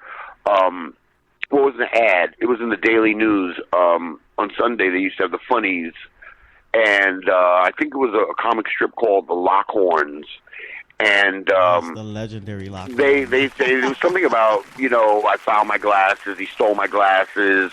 And they also did If Madonna Calls. There was one comic strip, I still have it, where the phone is ringing and the husband's looking at the wife, and the wife is like, if that's George Clooney, I'm not here. You know, and I was like, it's me. You know, so that's a good feeling, you know? Wow. But yeah, that's how that started, with them actually taking my son, stealing. Somebody stole my glasses at one of my performances, you know. Wow. Amazing. I've been very lucky, you know, in that way, and very blessed, you know what I mean, for people to embrace me in that way, and for them to keep me going, you know, by sampling my music and that type of thing. It's definitely an awesome feeling. Wow. You have tons and tons of fans who love you. By the way, I am one of them. I grew up on your music, and I use that as a motivation to keep me going. Keep the ballroom, keep the gay community, and still keep my music together as one. Shout out to the whole ball community. What's going on, children? Speaking of the ball community, yes. Shade was one of the biggest things that was coming up rise in the ballroom community. And a lot of the music, has some how would I say, some expressions. There's one track that I've really, really, really focused on, that I was kind of wondering. It's called Gay or Straight. The record that I did, Gay or Straight? Yes. The Gay or Straight. Yeah, record. That was a good one. Yeah, tell us about that track. How did that come about? Because I actually played that track, and I got some good responses, and I got some negative responses. So how did that track Really? Yes. Well, you know what? If you get negative responses, that's good too. It keeps people talking. Starts a conversation. It's funny. It's funny that I'm looking back on this now because you had just asked me about me incorporating things into the music, and I said some things not really, but some things yeah. That was definitely an example of that. That's when I was working at the new Sound Factory. The old Sound Factory was with Junior Vasquez, but the new Sound Factory was with DJ Jonathan Peters, and that was on, I think, 46 between 11th and 12th Avenues in New York City, and today that club is called Pasha. But I was working there with Jonathan Peters, and it was the hottest club, and I think I had mentioned to you before that that whole crowd that went there was very that Long Island, Bridge and Tunnel, straight, gay curious, like Italian, the muscle bodybuilders and the girls with the big hair that would come in with their Gucci bags, and they always kept like a gay element there with the hosting and the drag queens to keep it really, cool and trendy and edgy. Right. And the funny thing about that club was a great percentage of the guys, not all of them, mind you, don't get me wrong, but they were straight, but they were not straight people that hated gay people. It was quite the opposite. They knew that the gay party was the cool party, and that was where you heard the great music. And a lot of those boys would bring their girlfriends there and dance and whatnot and take, party favors. And they would, a lot of them, the girls' fathers were really strict, so they had to have the girlfriends back home at a certain time. And, honey, they would drive their girlfriends back. They would leave the club, drive their girlfriends back home, and then they would come back and either dance with and mess around with each other, but they lived for the trannies, the transsexuals, the drag queens. They lived. Actually, because of that, I also did a record that never came out. It was a remake of Kraftwerk's Trans Europe Express. But I did Trans Europe Express. Trans was supposed to be a play on words for transsexuals. Well, anyway, there's a part if anybody that doesn't know this record, because like I said, it really never came out. You could probably find it on the internet. I was imitating the kids in the club because they were basically like, they were bodybuilders, they were straight, their families thought they were straight, they had girlfriends, some of them had kids, but if you went in the bathroom to use the bathroom and you're, urinating at the stall, they're looking over at your, at your trade, and so it was really like this whole bisexual thing. And I was basically imitating them, how they were. Like on the record, there's parts where I'm like, yeah, I went to this club and, I'm straight, though. I got a girlfriend. But, there's this transsexual, I think that's what they call them, at the club. And she looks really good. Like, she looks like a woman. She's beautiful. But that doesn't mean I'm gay. I'm straight. I'm straight. And as I go on and on and on and on and on and on, I'm like to the point where I'm like, yeah, I had sex with this transsexual, and she did me in the back, and I loved it. It was really beautiful, but I'm straight. I'm still straight. That doesn't mean I'm gay. I'm straight. So that's how that came about. I'd show like both sides, and then at the end of the record, I'm like a gay person. I'm like Miss Thing. I was at the club. I was voguing. It was turning it. It was ew, I Miss Thing. But then one of my girlfriends drove me home, and we got drunk, and I had sex with her. But that doesn't mean I'm straight. I'm not straight, So it's it was a play on words and whatnot. And it was comedy, But it was art imitating life. Because I was really imitating those kids, and they lived for it. I thought when they heard it, they would be like, hey, he's making fun of us. They lived. They was like, oh, yeah, that doesn't mean I'm gay. Yeah, Franklin, yeah. I'm like, that's right, honey. So bring it back to my dressing room. So it kind of like helped, open and break the ice, Isn't that what music does, like bring people together and make people feel like a family and unify people? When I was working at Vinyl that was one thing that it was more than a record store, and it's about what we're talking about now. Yeah. It brought people together, and people wouldn't just go there and buy their records and leave. They would have discussions about music and meet each other, and they would bond because I like this record and you like that record too. What else do you like? Oh, you like that? I live for that, and I think that's what it's all about, bringing people together through something positive. Word. Definitely. I could be wrong. Definitely. I doubt it. I'm never wrong. Well, that was the times. It was different back then compared to now. Now you have songs, that saying "Stop the Shade," and you have some songs, that are talking about, tranny chasers, and you have songs. There's so many different kinds of expressions now with our music and our community. So you kind of paved the way for, the sound. The bitch track. Good. How did you Good. come That's up with positive. How did you come up with the bitch track? The name, the bitch tracks. I did not come up with that name. That was basically society came up with that, or music magazines or whatever. They have, of course, the world we live in. You have to label everything and put people in a box or whatever. Or you're this and you do that, so you're that, and. Again, when I first started doing these records, and people would ask me, oh, you do music? Let me hear you sing. And I would say, well, I'm not a singer. And they're like, well, what do you make the music? And I'm like, well, yeah, I do, but also my vocals are on the record. And they're like, well, if you're not singing and your vocals, what do you do? And I would just say, back then, I would say, well, I'm doing like comedy or like gay rap, set to dance music. And then the first time somebody talked about me in a magazine, they were like, oh, yeah, Franklin Fuentes, he does bitch tracks. And when I first heard that, it sounded negative to me. I was like, bitch track? Like I'm a bitch? And I don't know, it just stuck. I didn't come up with that. And if given the chance, I don't think that's what I would have named it. Certain words that just have a negative connotation. It's like in the black community, black people. I'm half black and half Puerto Rican, by the way. Black people, we can call each other. Well, I don't do it. I don't use the word N-I-G, G-E-R. I don't use that. I don't like it. It's very negative. But, one black person can call another black person, oh, nigga, please. Or, one gay person can say, oh, bitch, please. But you don't want somebody that's not from your circle calling you a bitch.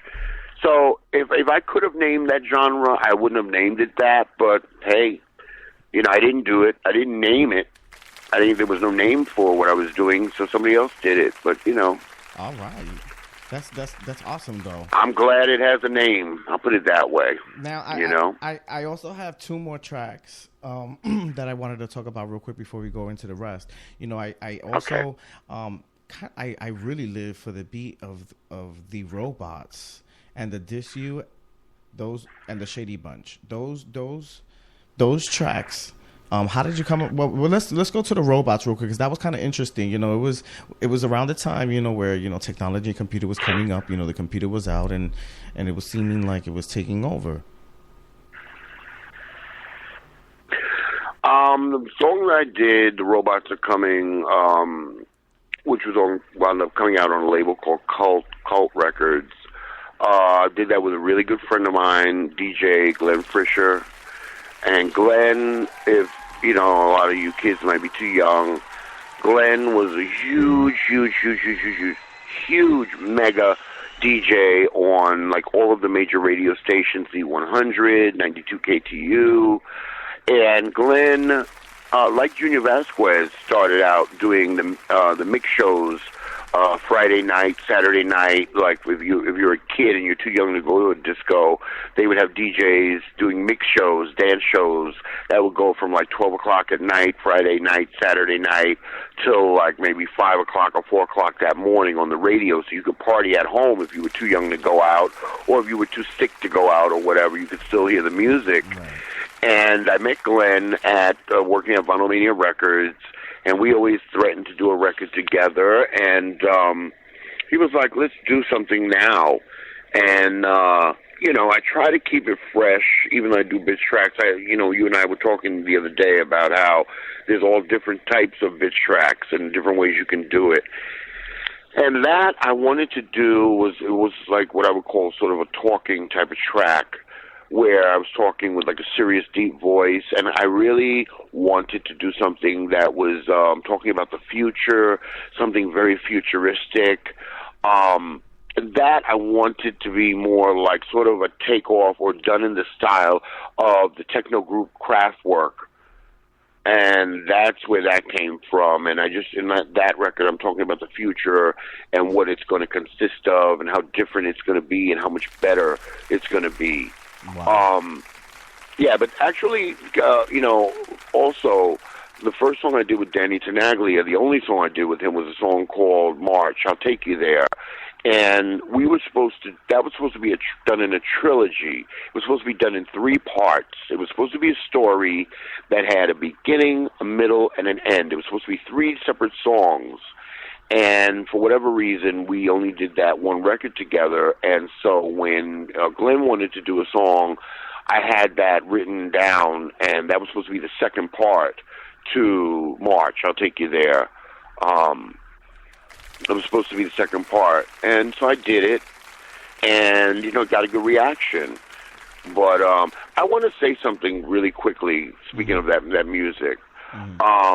One thing that sort of like deflated that record a little bit was, that was one of the first songs that I had done, when downloading music and all that stuff had really taken over. And the sales for that record didn't do too well because it was like the week that it came out, it was on every downloadable site. So it was like, it sort of killed it. And I read stories like that happened to Usher, I think it was like a year or two. He put an album out, and it was on all the download sites, so it was like, it killed it. Nobody bought it.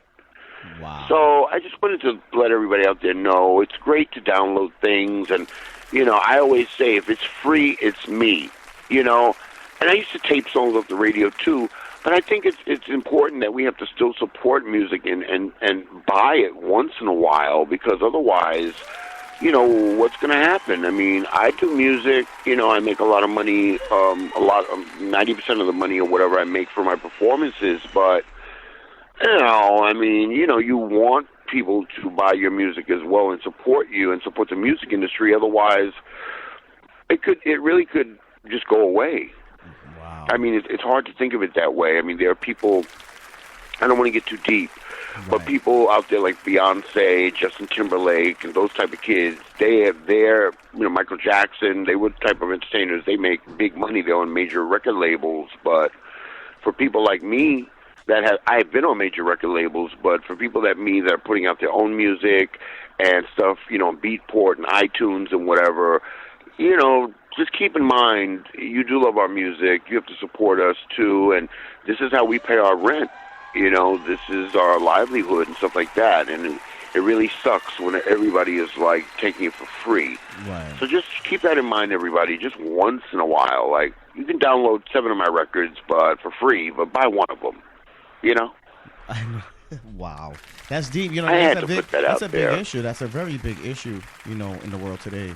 By the way, because there's a lot of people who, have hopes and dreams on, following their dreams and kind of, surviving off of their talents and dreams, and if we're going to cut things short and, what, look, not to cut you off, but look at it this way.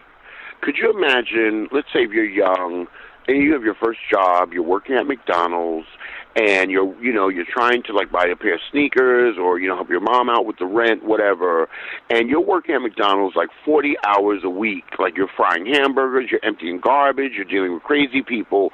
Could you imagine if I came up to you and was like, I'm going to take your paycheck, like basically you're going to work for 40 hours a week for free?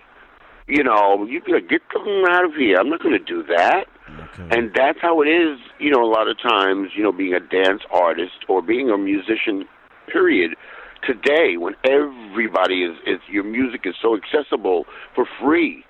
It's a good feeling that everybody wants your music, but like I said, when everybody's getting it for free, you're like, okay, yeah, you like that record, that's great, but yeah, you got it for free, huh? Okay. It's weird. Very odd feeling. Yes. Sign of the times. The internet still has its little corks and screws that needs to be adjusted, and I don't know. The world is a very different time today. It's a very different place today compared to back in the days. Yeah, I mean, what is the saying that nothing is constant but change? I just hope, and I don't want to get too Mother Teresa or too corny, but I really just hope that, I have faith and I believe in God, and I know that the world is going in a better direction.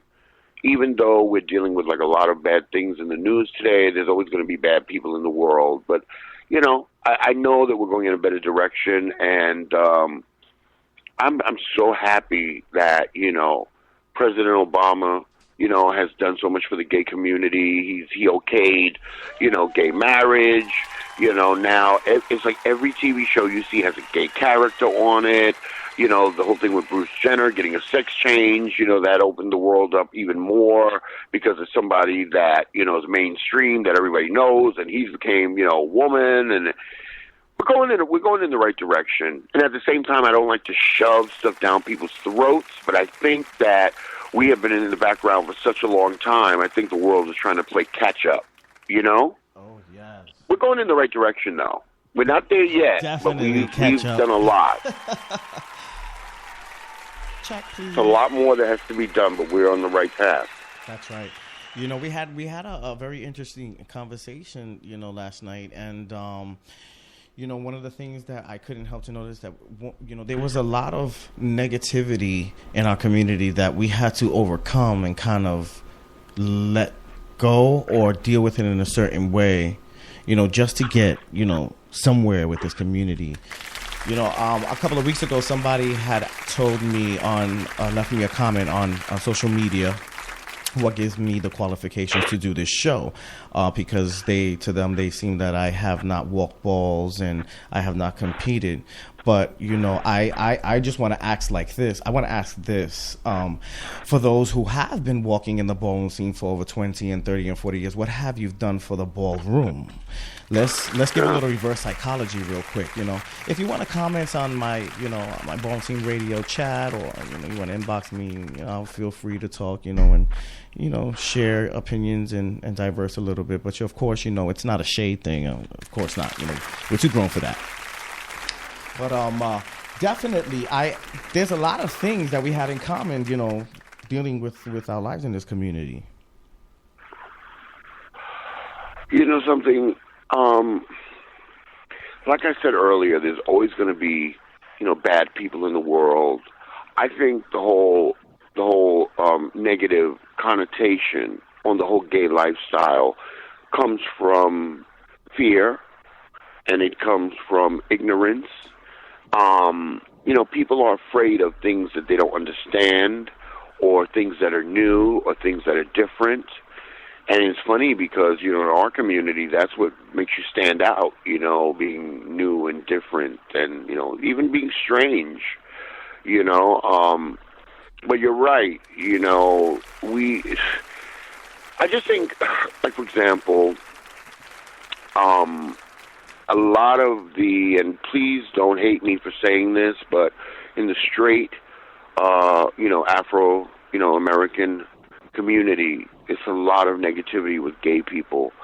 And I think that's sad, and I think it's scary because everybody, every banshee, every thug, every gang member, every straight person, every black person, everybody in general has grown up with a gay cousin or a gay uncle or a gay school teacher. So it's scary and it's weird and it's baffling to me at how you could still not understand it and how it could still be so foreign to you. And it's like I said, it comes from fear and it comes from ignorance. And you're right, people need to let go of that. But like I said, the world, I think, is going toward that direction. The people that are haters and stuff like that, it's like they're diminishing in numbers, less and less and less. And, my attitude toward that is, if you don't like gay people or you don't like me or you don't understand it, we don't have to be friends, but you do have to let me come through. You have to, you don't have to like me, but you have to respect me. Right. The guy that, anybody out there, I was telling you yesterday, I'm a good friend of this actor. His name is Ralph Carter, and he played Michael on the TV show Good Times. And we were talking about this very subject, and he told me something that I carry with me. He told me something a while ago, and I carry it with me today.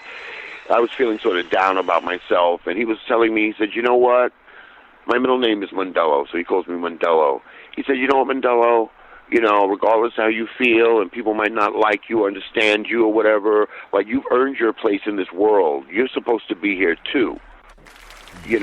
And I think sometimes we can forget that.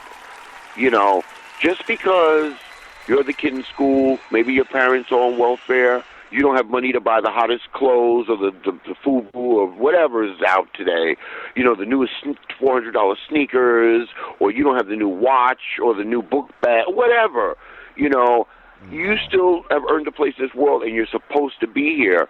There always has to be a balance in the world of good, bad, strange, whatever. That's what keeps the world spinning. Right. And that's something that I carry with me today, and that's my philosophy on life.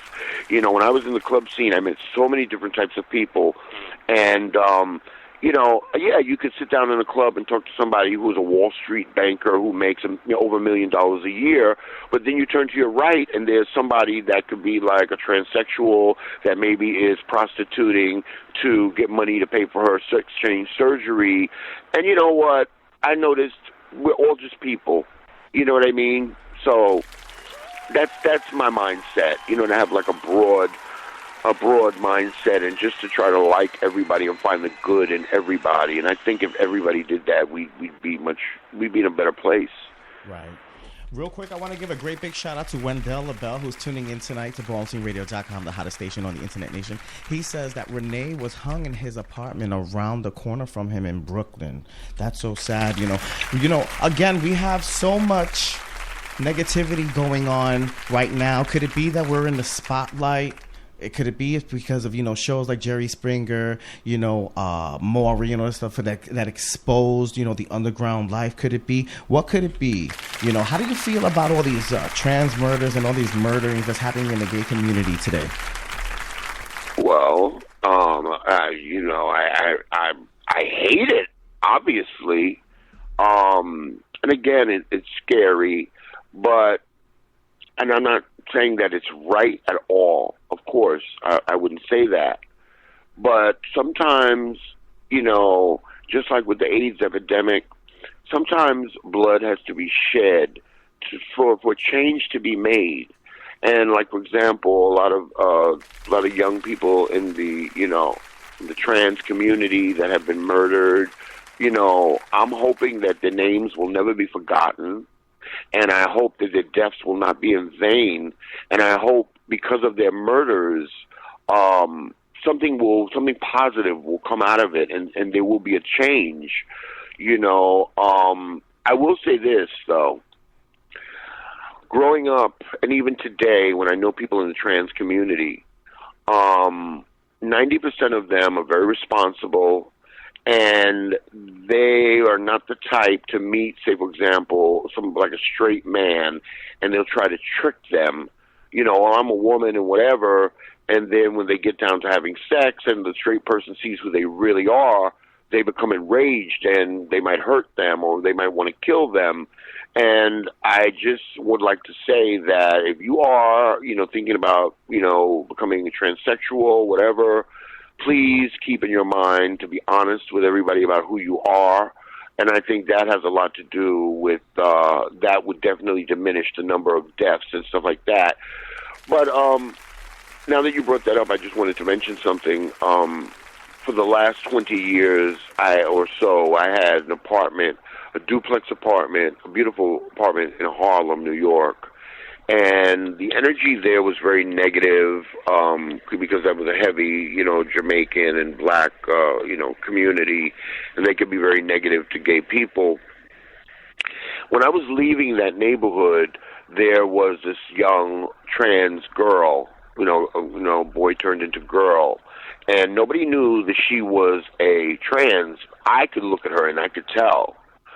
And I think from what I heard on the news, she came from a really good background. I think her mother was a doctor or a teacher, and her father might have been the same, lawyer or something like that. She came from money.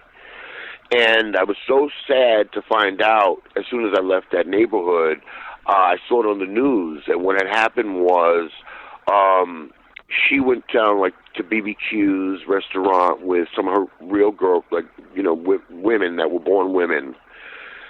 And these guys from the neighborhood saw them and thought they were attractive and came up and started buying them drinks and what have you. And one of them liked the trans one, but he didn't know she was trans. And I think what happened was they went to drive them home, and they dropped off the girls that were, genetically born women. And then when they were just with the transsexual one, I don't know what happened between the time of them dropping off the real girls and being alone with the trans, but they basically killed the transsexual in the Harlem neighborhood when she got back to her neighborhood.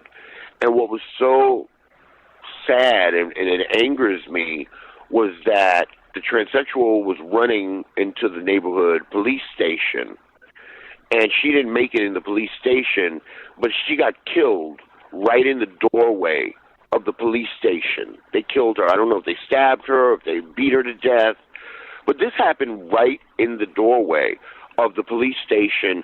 And I'm going to tell you something that's really sad.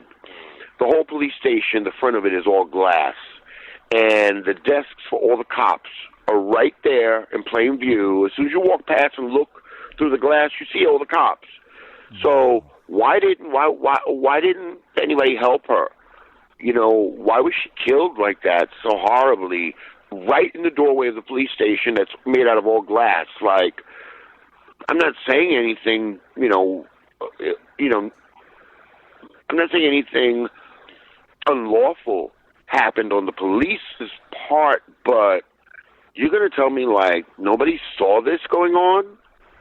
It makes me feel like were there police officers there, and when they saw this going on, they turned their backs and walked away, or I don't know, but that's a mystery, and it's so sad, and I'm hoping that one day that's not going to be a reality. Years ago I went to go perform in San Francisco. Wow. And this is years ago, over 10 years ago, I went to do all these shows in San Francisco, and that was the first time that I saw the trans community being treated like regular, everyday people that they are. I mean, you literally would see transsexuals with women's business suits and attachés going to work at business offices, or if you went to Kentucky Fried Chicken or McDonald's, they would have a trans with the outfit on. Hello, welcome to McDonald's. Can I help you? And I'm like, work. So again, I think the world is going in that direction. Right. Well, one day at a time, one step closer. Yeah, little by little.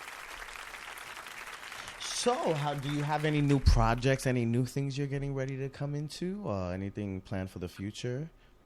Well, funny that you mentioned that. I'm working with, I'm working with some people now. I never, even though I might not have, records out for the moment, I never stop making music. I'm constantly, writing songs and writing down ideas for new songs, and in the studio laying down ideas. The music industry right now is at a very funny place, going back to whole downloading and stuff like that. Right. It's changed so much. Drastically. When I was doing the bulk of my music, a few years ago, the music industry, you basically would find a record label, and you would copyright your music, you would own your music, and you would bring in ideas for songs or finished songs into the record label, and they would give you a check, say, for example, anywhere from like $1,000 to $2,000, maybe $2,500, and you made the bulk of your money on performing that music or in the royalties you would get from that music.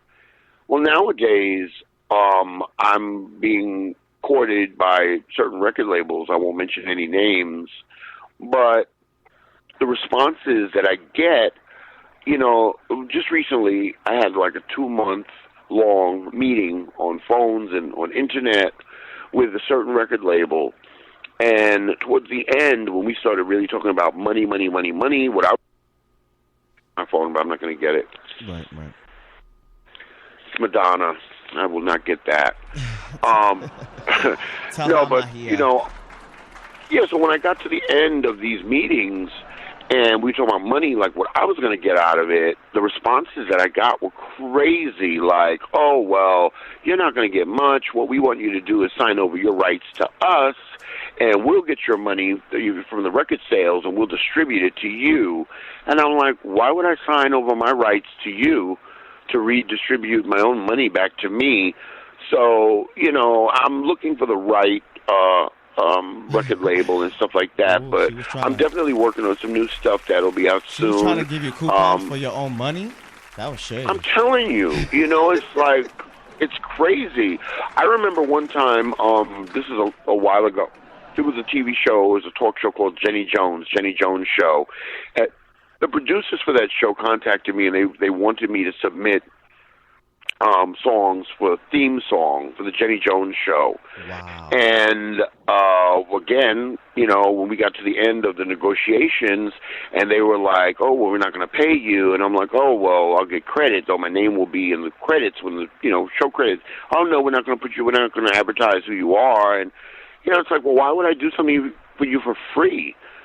So again, I'm just trying to find the right way to distribute my music, and of course, there's iTunes and stuff like that, Beatport, and I'm not trying to put anybody down, but there's been like a lot of scandal lately with a lot of artists not getting the right amount of their royalties back from these music websites.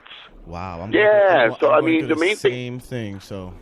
Yeah, and the main thing with these websites, you might be experiencing this too, but it's very simple. Basically, these websites, Beatport, iTunes, whatever, okay, they're monitoring the sales of your music, but who is monitoring them?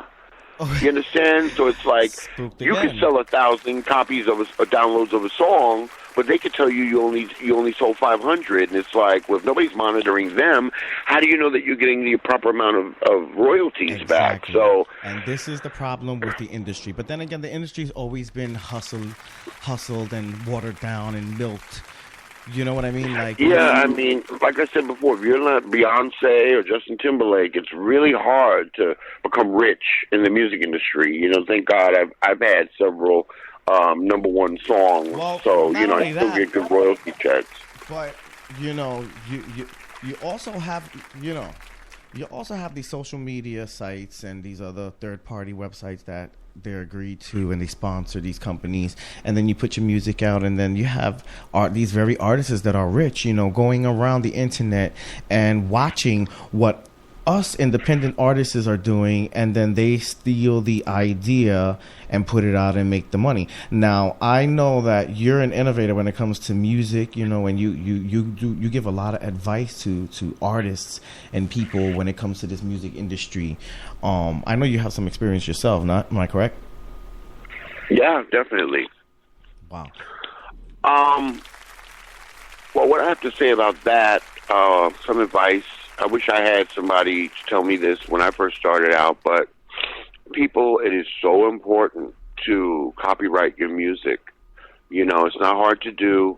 You basically, find a publishing company. The two biggest ones in the world would be either ASCAP or BMI Music. And I think what you do, because I have like people that do this for me now, but when I first started out, I think there is a place called the Library of Congress. Correct. And you go on the internet, find out the email address, whatever, or their mailing address, and you have to, or if you go to ASCAP or BMI, which are in Manhattan, they will provide you with the proper copyright forms, and you basically, fill them out. You include a small check and a sample of your music, and you have to come up with the name of your publishing company. My publishing company is Oh Miss Thing Please Music. And, you start that process, but it's really important for you to copyright your music, which will, if you do something and somebody steals it and they say, well, they came up with the idea, and you're like, no, I did, this will be the legal thing that would prove, to the world, well, you were the first one to do it or whatever. But you are 100% right when you were talking about celebrities, big name celebrities are taking smaller artists' ideas and capitalizing on them and making money from it. It's very true. I see it all the time. I had a little problem, I told you recently, with Miss Christina, whatever, X-Tina they call her. X-Tina. She, it's either her or she has people around her that, like, I'll give you a perfect example. There's a freestyle Latin hip-hop artist named Karina that had, songs Temptation, Give Me Back My Heart, all that stuff. She did an album, I would imagine. She put it out herself, or it was on a small record label. And, honey, she was posed fiercely on this CD cover.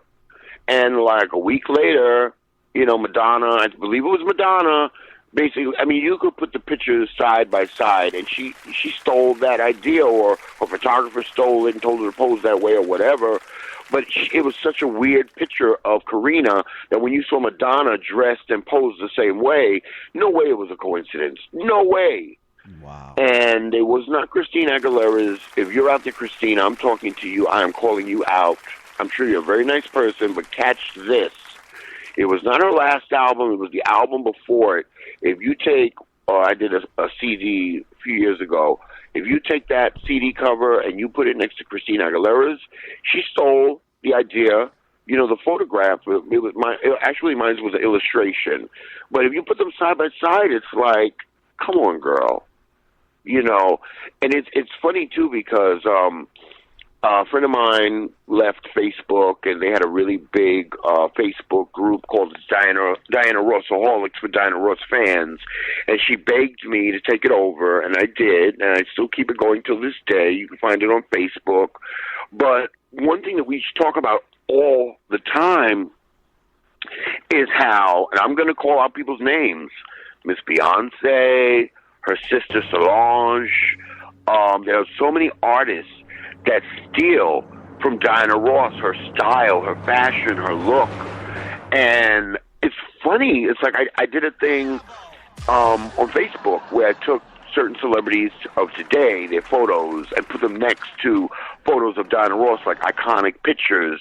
And it's scary. It's like, my God, like, it's one thing to see somebody and get an idea and go, I'm going to do something like that. And it's something else to just basically steal, like, it's scary. It's like the pictures side by side, they're almost identical. Wow. And it's like, damn, I mean... Calling Miss Christina Aguilera out. Monica also sampled the beginning of Diana Ross's, what was it, Love Hangover? Mm-hmm. Monica did it? Yes. Actually, it was called. I think it was. I don't get down on the first night or something like that. Okay. Yeah. Well, there's different levels of people call it inspiration. I call it theft. There's different levels of that when somebody might sample you and just put like a hint of what you were doing in their music, which is fine.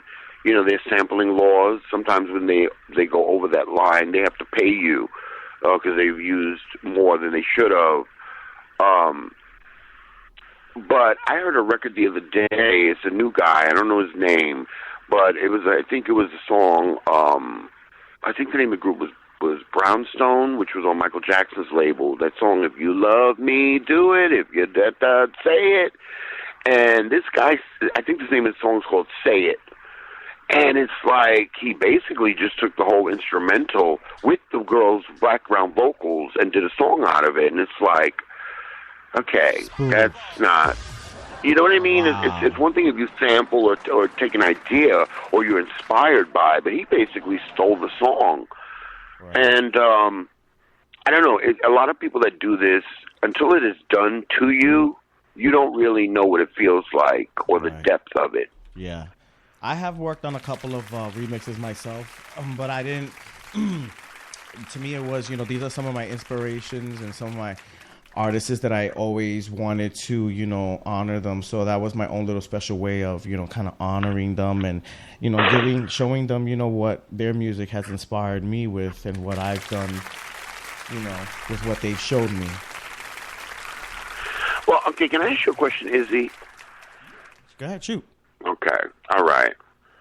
So you are very upcoming, and for anybody out there that doesn't know, I got to know Izzy on a personal level, recently, and I think you're amazing, really, and I think if you keep going in the direction that you are going and you stay focused, I think that you're going to be your genre and whatever you want to do. I think you're going to make all your dreams come true.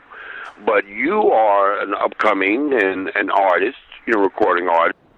Have you ever found that, anybody has maybe somebody that you see like a big celebrity and, you'll do a record that's really different or unique, and then like a month later you'll hear like a big celebrity, do a record, and you'll be like, wait a minute, like, is that my record? Or do you think has that ever happened to you? Yes. Okay, you called out Christina, so I'm going to call out her partner in crime. I actually was working on a project with some freestyle artists when I lived in Pennsylvania. It was a short-term project. I met a producer, a legendary rock Hall of Famer, and I was blessed to work in his studio. And I started doing house music in Spanish, and I started taking English songs and transferring them into Spanish songs. And I was marketing to the Spanish community because the hip-hop community had so much competition. While everybody was focusing on hip hop, there was like a little entry door left open, and I seen it through the Latin community. And I had a partner, and we did some reggaeton music on house and techno and all that stuff. And we kind of like inspired De La Ghetto, Nengo Flow, and Kendall Capone. A lot of different artists started coming into our city, and we were opening up for them. And one of these artists happened to be Pitbull, and we had opened up a show, and he's seen our style, and he was up and coming, and I feel like he started jacking my stuff. I'm gonna say it, and I noticed a lot of my music and a lot of my stuff that I brought, because you can go on YouTube and you can look at the dates when this stuff was released, and you can go to his album and see the dates that he's put his stuff out. Actually, I just released a single, an EP, a couple of weeks ago, months ago, and he actually dropped his album the same day as mine. He was waiting for me to drop. It was, I don't know, it's a little weird. He threw me shade, and since then he doesn't see me. I've bumped into him 2 or 3 times, doing little shows here and there, and it's always shade, so I feel like he was the number one artist who first started the trend on coming to my website and checking out my stuff and kind of like taking stuff from what I was doing and building it onto his empire, See, and I could see that happening. I don't know Pitbull personally. I'm sure he's a very nice person, but I could see that happening. It's happened to me several times. And, have you ever tried to contact him or, say, hey, what you did sounds really similar to something I did. I mean, what's up with that? No answer. Have you ever tried to contact him? Of course, no answer. He had left a comment on my YouTube page one day, and he took it down. It was like a little message. It was right before he dropped his track On the Dance Floor with Jennifer Lopez. Now, one of the things that one of my producers and my team, one of my coworkers in the studio was telling me, if you really get into the lyrics of this track, this is a dance song, and he just comes out in the middle of nowhere and starts dissing somebody, saying that you can't come for him because you will lose and all this crazy stuff, and then he goes into the bump it up, and it was like a little subliminal message, basically. You think that was directed toward you? Oh, of course, because he messaged me on YouTube, and then he took it off, and then I was like gagging. We were gagging, and then next thing you know, we were watching VH1 in the morning, and the video pops up on the television, and it was perfect timing. We were gagging a little bit, you know what I mean? But yeah, don't worry, us girls, we always have a bag of tricks. I'll tell you one thing. I'll give you some advice when it comes to that type of thing. I think that you should try your best to go to whatever, like any way that you can contact him, whether it's through his management company or YouTube or his Facebook page or whatever, Twitter, whatever. I think you should try your best. I mean, don't kill yourself, but I think you should try your best and like one email, per a social networking site. One of my managers told me was let him run his term, take a break for a little bit, and once his term is served, then you surprise and jump out on him. You know what I mean? So, we're going to execute that. Well, yeah, that's what I was going to say. There's definitely going to be a point in the future where you're going to be in the same room with him, or you're going to be able to go up to him. And I'm telling you to do because the first thing that somebody on his level or will say is, oh well, I never got an email saying that, or nobody ever told me.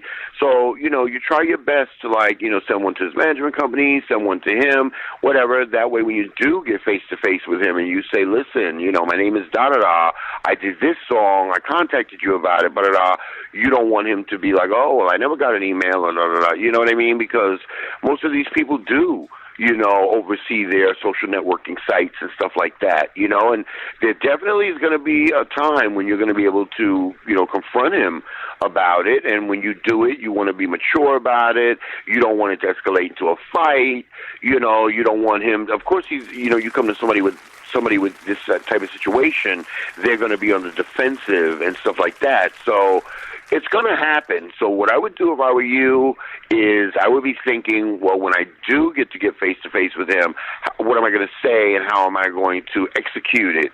Because it's going to happen. So take this time to think about what you're going to say and do when you do see him. That way when you see him, face-to-face, you're not going to be like, ay, or, oh, girl, what do I say, or how should I say? You're going to be like, I thought about this, and I'm going to go up and I'm going to confront him. Definitely. I've told you stories where it's happened to me, Right. And I went right up to the person and said, hi, this is my name, this is what I did. Yeah, I did a record, and you basically came out with a variation of that record not long after, and to that caller, you say what? Because this is our livelihood. This is our work. Who wants to be ripped off? It sucks. Right. So, I don't want to fight. I will if I have to. But I want to hold people accountable to their actions. Yeah, just a little warning out there to those future, producers and DJs who's getting up and coming up the ladder into the industry. Beware, because there's a lot of stunts being pulled, and you should know these stunts before you play the game. No tea, no shade. Listen, the song that I did last year with Azalea Banks was called, what's the name of it? Fierce. Yes. I met the producer.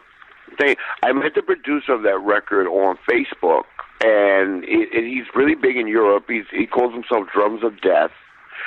And no shade to him because we're really friendly with each other now. And we're going to be working together again soon, hopefully. But the way I met him was he wrote me on Facebook, and he was like, "Hi, my name is Drums of Death. I'm a big a dance music producer in London, and I just want you to know that I love your music. I'm a big fan, and I sampled your voice recently on one of my records, and I'm going to put it out, and it's going to be really big, And I was like, wait a minute, whoa. Okay, first of all, thank you for your kind words, and I'm glad that you're a fan of my music and that I inspire you. However, that's not how you do it. And he's like, what do you mean? I was like, you can't just take somebody's work and put your name on it and make it your own because you added something to it. That's not how it works. He was like, well, how does it work? Wow. And I explained to him how it worked. And we did a record together, and we were finding out, how we were going to release it, whatever. And at the same time, he was working with Azalea Banks, and he was playing ideas for songs for some album that she wanted to put out. She didn't like any of them. And then when she was leaving, he put on the CD with my voice, and she was like, that, I like that. What's that? And then he added her voice to the record, and then she released it, Actually, when he added her voice, it was going to be one of her songs. But I'm just saying that to say, how I met him and how he, came to me and what he said, like, oh, I took your voice and I'm going to do this. And it goes back to what you just said about, to all the new up-and-coming producers, directors out there, it's the way you do it, and you do have to know your craft and you have to do your homework and know how, just like you said the thing about Pitbull, why, if that did happen, which I do believe you that it happened, but why couldn't he come to you and say, well, hi, I know who you are. You know who I am. Because if I'd like to do this record. I like the it's all about I like the idea that you did, and why couldn't he come to you properly? He doesn't want and say, I want to pay you. These artists that do this don't want people to outshine them. They want the power, they want the money, they want everything to stay in their corner. You know what I mean? So that's what it is basically. It's all about the money, it's all about the power, and it's all about the control. See, the problem that I have with the music industry is people, it takes more than one person usually to do a record, for example. And then when the record becomes a hit and the money starts coming in, the person in control, usually the major artist or the record label, whatever, they want to erase everybody else's contribution and everybody else, and they want to keep all the money. And it's like, that's not fair. If 10 people did the work for a song, then 10 people should get paid. I'm not saying that all 10 people should get the same amount. That's what the copyright's job. But if you did something work or you contributed, you should get your payment. Right. Or something. Right. Listen, everybody, and Izzy, life is hard right now. We're living in the real world. We're adults. Nobody does anything for free. Nothing is free. Even, if you're a kid and you steal something from a store, trust me, somewhere in life you're going to pay for that. Nothing is free. So let's just do it correctly. You don't know how many people that have sampled my voice and made records, and I find them, and I go after them, and 70% of the people, I know them, and it's like, I'm on like Facebook and MySpace and Twitter and Tumblr, and like you can't use the excuse that, oh, I didn't know how to contact you to ask you could I use it or to pay you. Right. And Izzy, you're part of the social networking scene, so if that did happen with you and Pitbull, I say to Pitbull or people like him, you could have contacted him. You know how to do. There's no way. All you have to do nowadays is Google somebody's name, and you'll find their Facebook page or whatever. So there's no excuse. Well, I think it's really tired when people do that. We have that whole homophobic thing in the industry too. Everyone's worried about who they're working with and who I can do a track with, and I can't do a track with you because you're connected with the gay community and stuff like that. This is also an issue that happens in the industry as well. that hurts, the sales and the talent. One of the things that happened through the epidemic in the years, we've watered down the talent, by cutting, budget cuts and back taxes and all this stuff, and programs and art classes and things like that, and now the economy is taking it's taking a wrecking ball in the talent industry.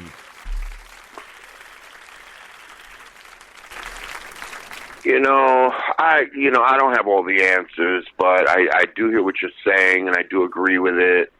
I think it's sad, when people say, well, I'm a rapper and you're gay and I can't be associated with you. A lot of that is changing nowadays. I mean, I remember when I would be walking down the street in a pair of straight leg jeans and a lot of, thuggish guys would make fun of me publicly and call me names. But then, when the fashion trend catches on, look at all the rappers now wearing the tight jeans, the real tight jeans that go to their ankle. With the balls you know what I mean? Snuggled up in the corner. It comes with the territory. When you are an individual, when you're a superstar, when you're creative, it comes with the territory that people are going to steal your ideas. But again, you have to make people hold people accountable.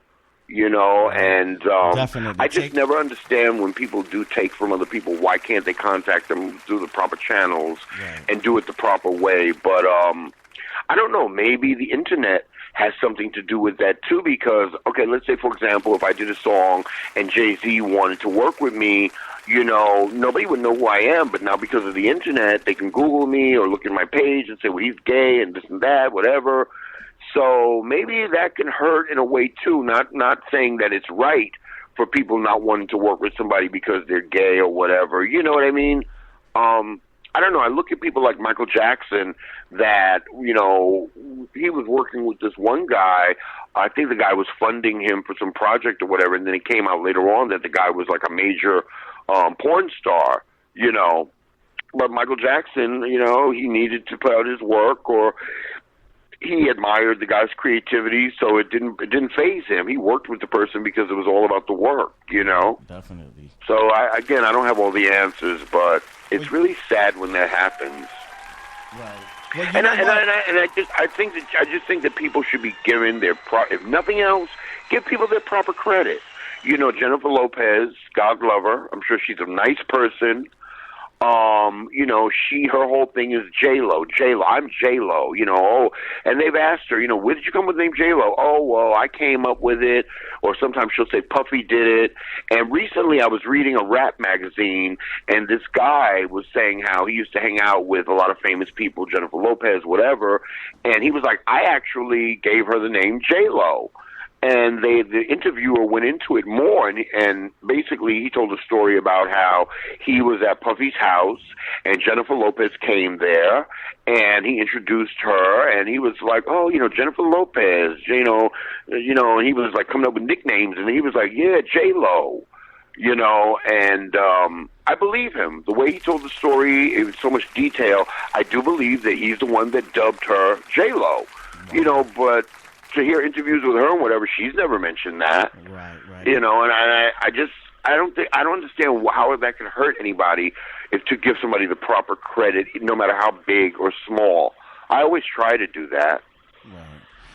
Well, it's getting close to the end of the show. We have to wrap it up. So, I don't want to leave. I'm not leaving. I'm not leaving. We're not leaving at all. We're not going nowhere. Don't forget, you're tuning into the hottest station on the Internet Nation. We're here with Franklin Fuentes, legendary, iconic DJ producer for the LGBT and pioneer. Community. That's right, you pioneer, darling. So, is there any shout-outs you would like to give before we let you go? Because we're definitely running out of time and really fast. I would like to shout you out. I think you're an amazing person. I think that I made a new friend in you. Thank I hope you so much. I love you down. You keep it so real. We're going to get along so fine. And I would like to give a shout-out also to, everybody that's ever supported me, anybody that supported the LBGT community, the ball scene, dance music. It sounds corny, but we wouldn't be here without them, right, Izzy? Right, correct. And don't forget, stop downloading illegal music. Support your independent artists and your community. You can download a little bit, but, pay a little bit too. Hello? Yeah, it's only, 99 cents for some Spotify. You know what I mean? Like, come on. I saw an interview the other day really quickly with David Bowie, and it was about downloading music, and they asked him, well, what do you think about that? You're a big music star. We know you hate it. And David Bowie was like, child, I download too. I live. So... you can, when I was young, I used to tape songs off the radio, but when they would come out, I'd buy some of them too. You got to put a little bit back, Yes, down. I definitely agree. But Thank you so much for having me tonight, Izzy. It really made my night. I am so honored to have you on the show. I'm also, honored. I want to give a great big shout out to Danny Tiberius Stretch Ninja. He was actually the one who gave me the information on, that incident with the stabbing on the pier and stuff. Yeah, so I really want to congratulate Danny. Is that your partner, Danny? Yes, he's the vice president. I want to say hi to Danny, too. He's great. I love Danny. He's been really love nice you to me. Down, Danny. Yes, we bring the icons. Thank you, Danny. We bring the legends. And it's time to go. I feel so bad. I hate doing this, guys. But you can find every good thing has to end. That's right. Don't forget to hit up Franklin Fuentes on Facebook, his page, and definitely keep up with. You have a Facebook group as well, right? The Franklin Fuentes community. I have a Facebook group, 2 Facebook pages. Please check that out, everyone, and join the group and support Franklin Fuentes. We love you down. Also, I love you, Franklin Fuentes. Thank you so much for influencing the community and giving us the sound and the voice and the feeling and our style. Totally and my image pleasure. And everything, darling, because we love you for it. It's just, you just turned it. You turned it. Now turn it. Than't you. You're welcome, darling. I know that's right. I got to let you go, darling, but I will catch up with you, so don't be mad. Okay, I've never. Love you down. Smooches. And, ballroomteamradio.com is the hottest station on the Internet Nation.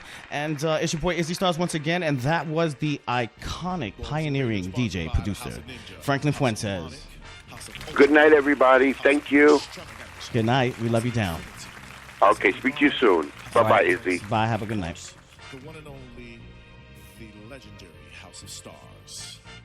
Special thanks to Danny Stretch Ninja, DJ Frankie Paradise, Steve Gonzalez, DJ Chip Chop Ninja, legendary Jay Polonic, Icon Kevin Ultra Army, Icon Angel Infinity, Icon Darren Malone, legendary Mother Power Infinity, and of course, Icon Grandfather Hector Extravaganza.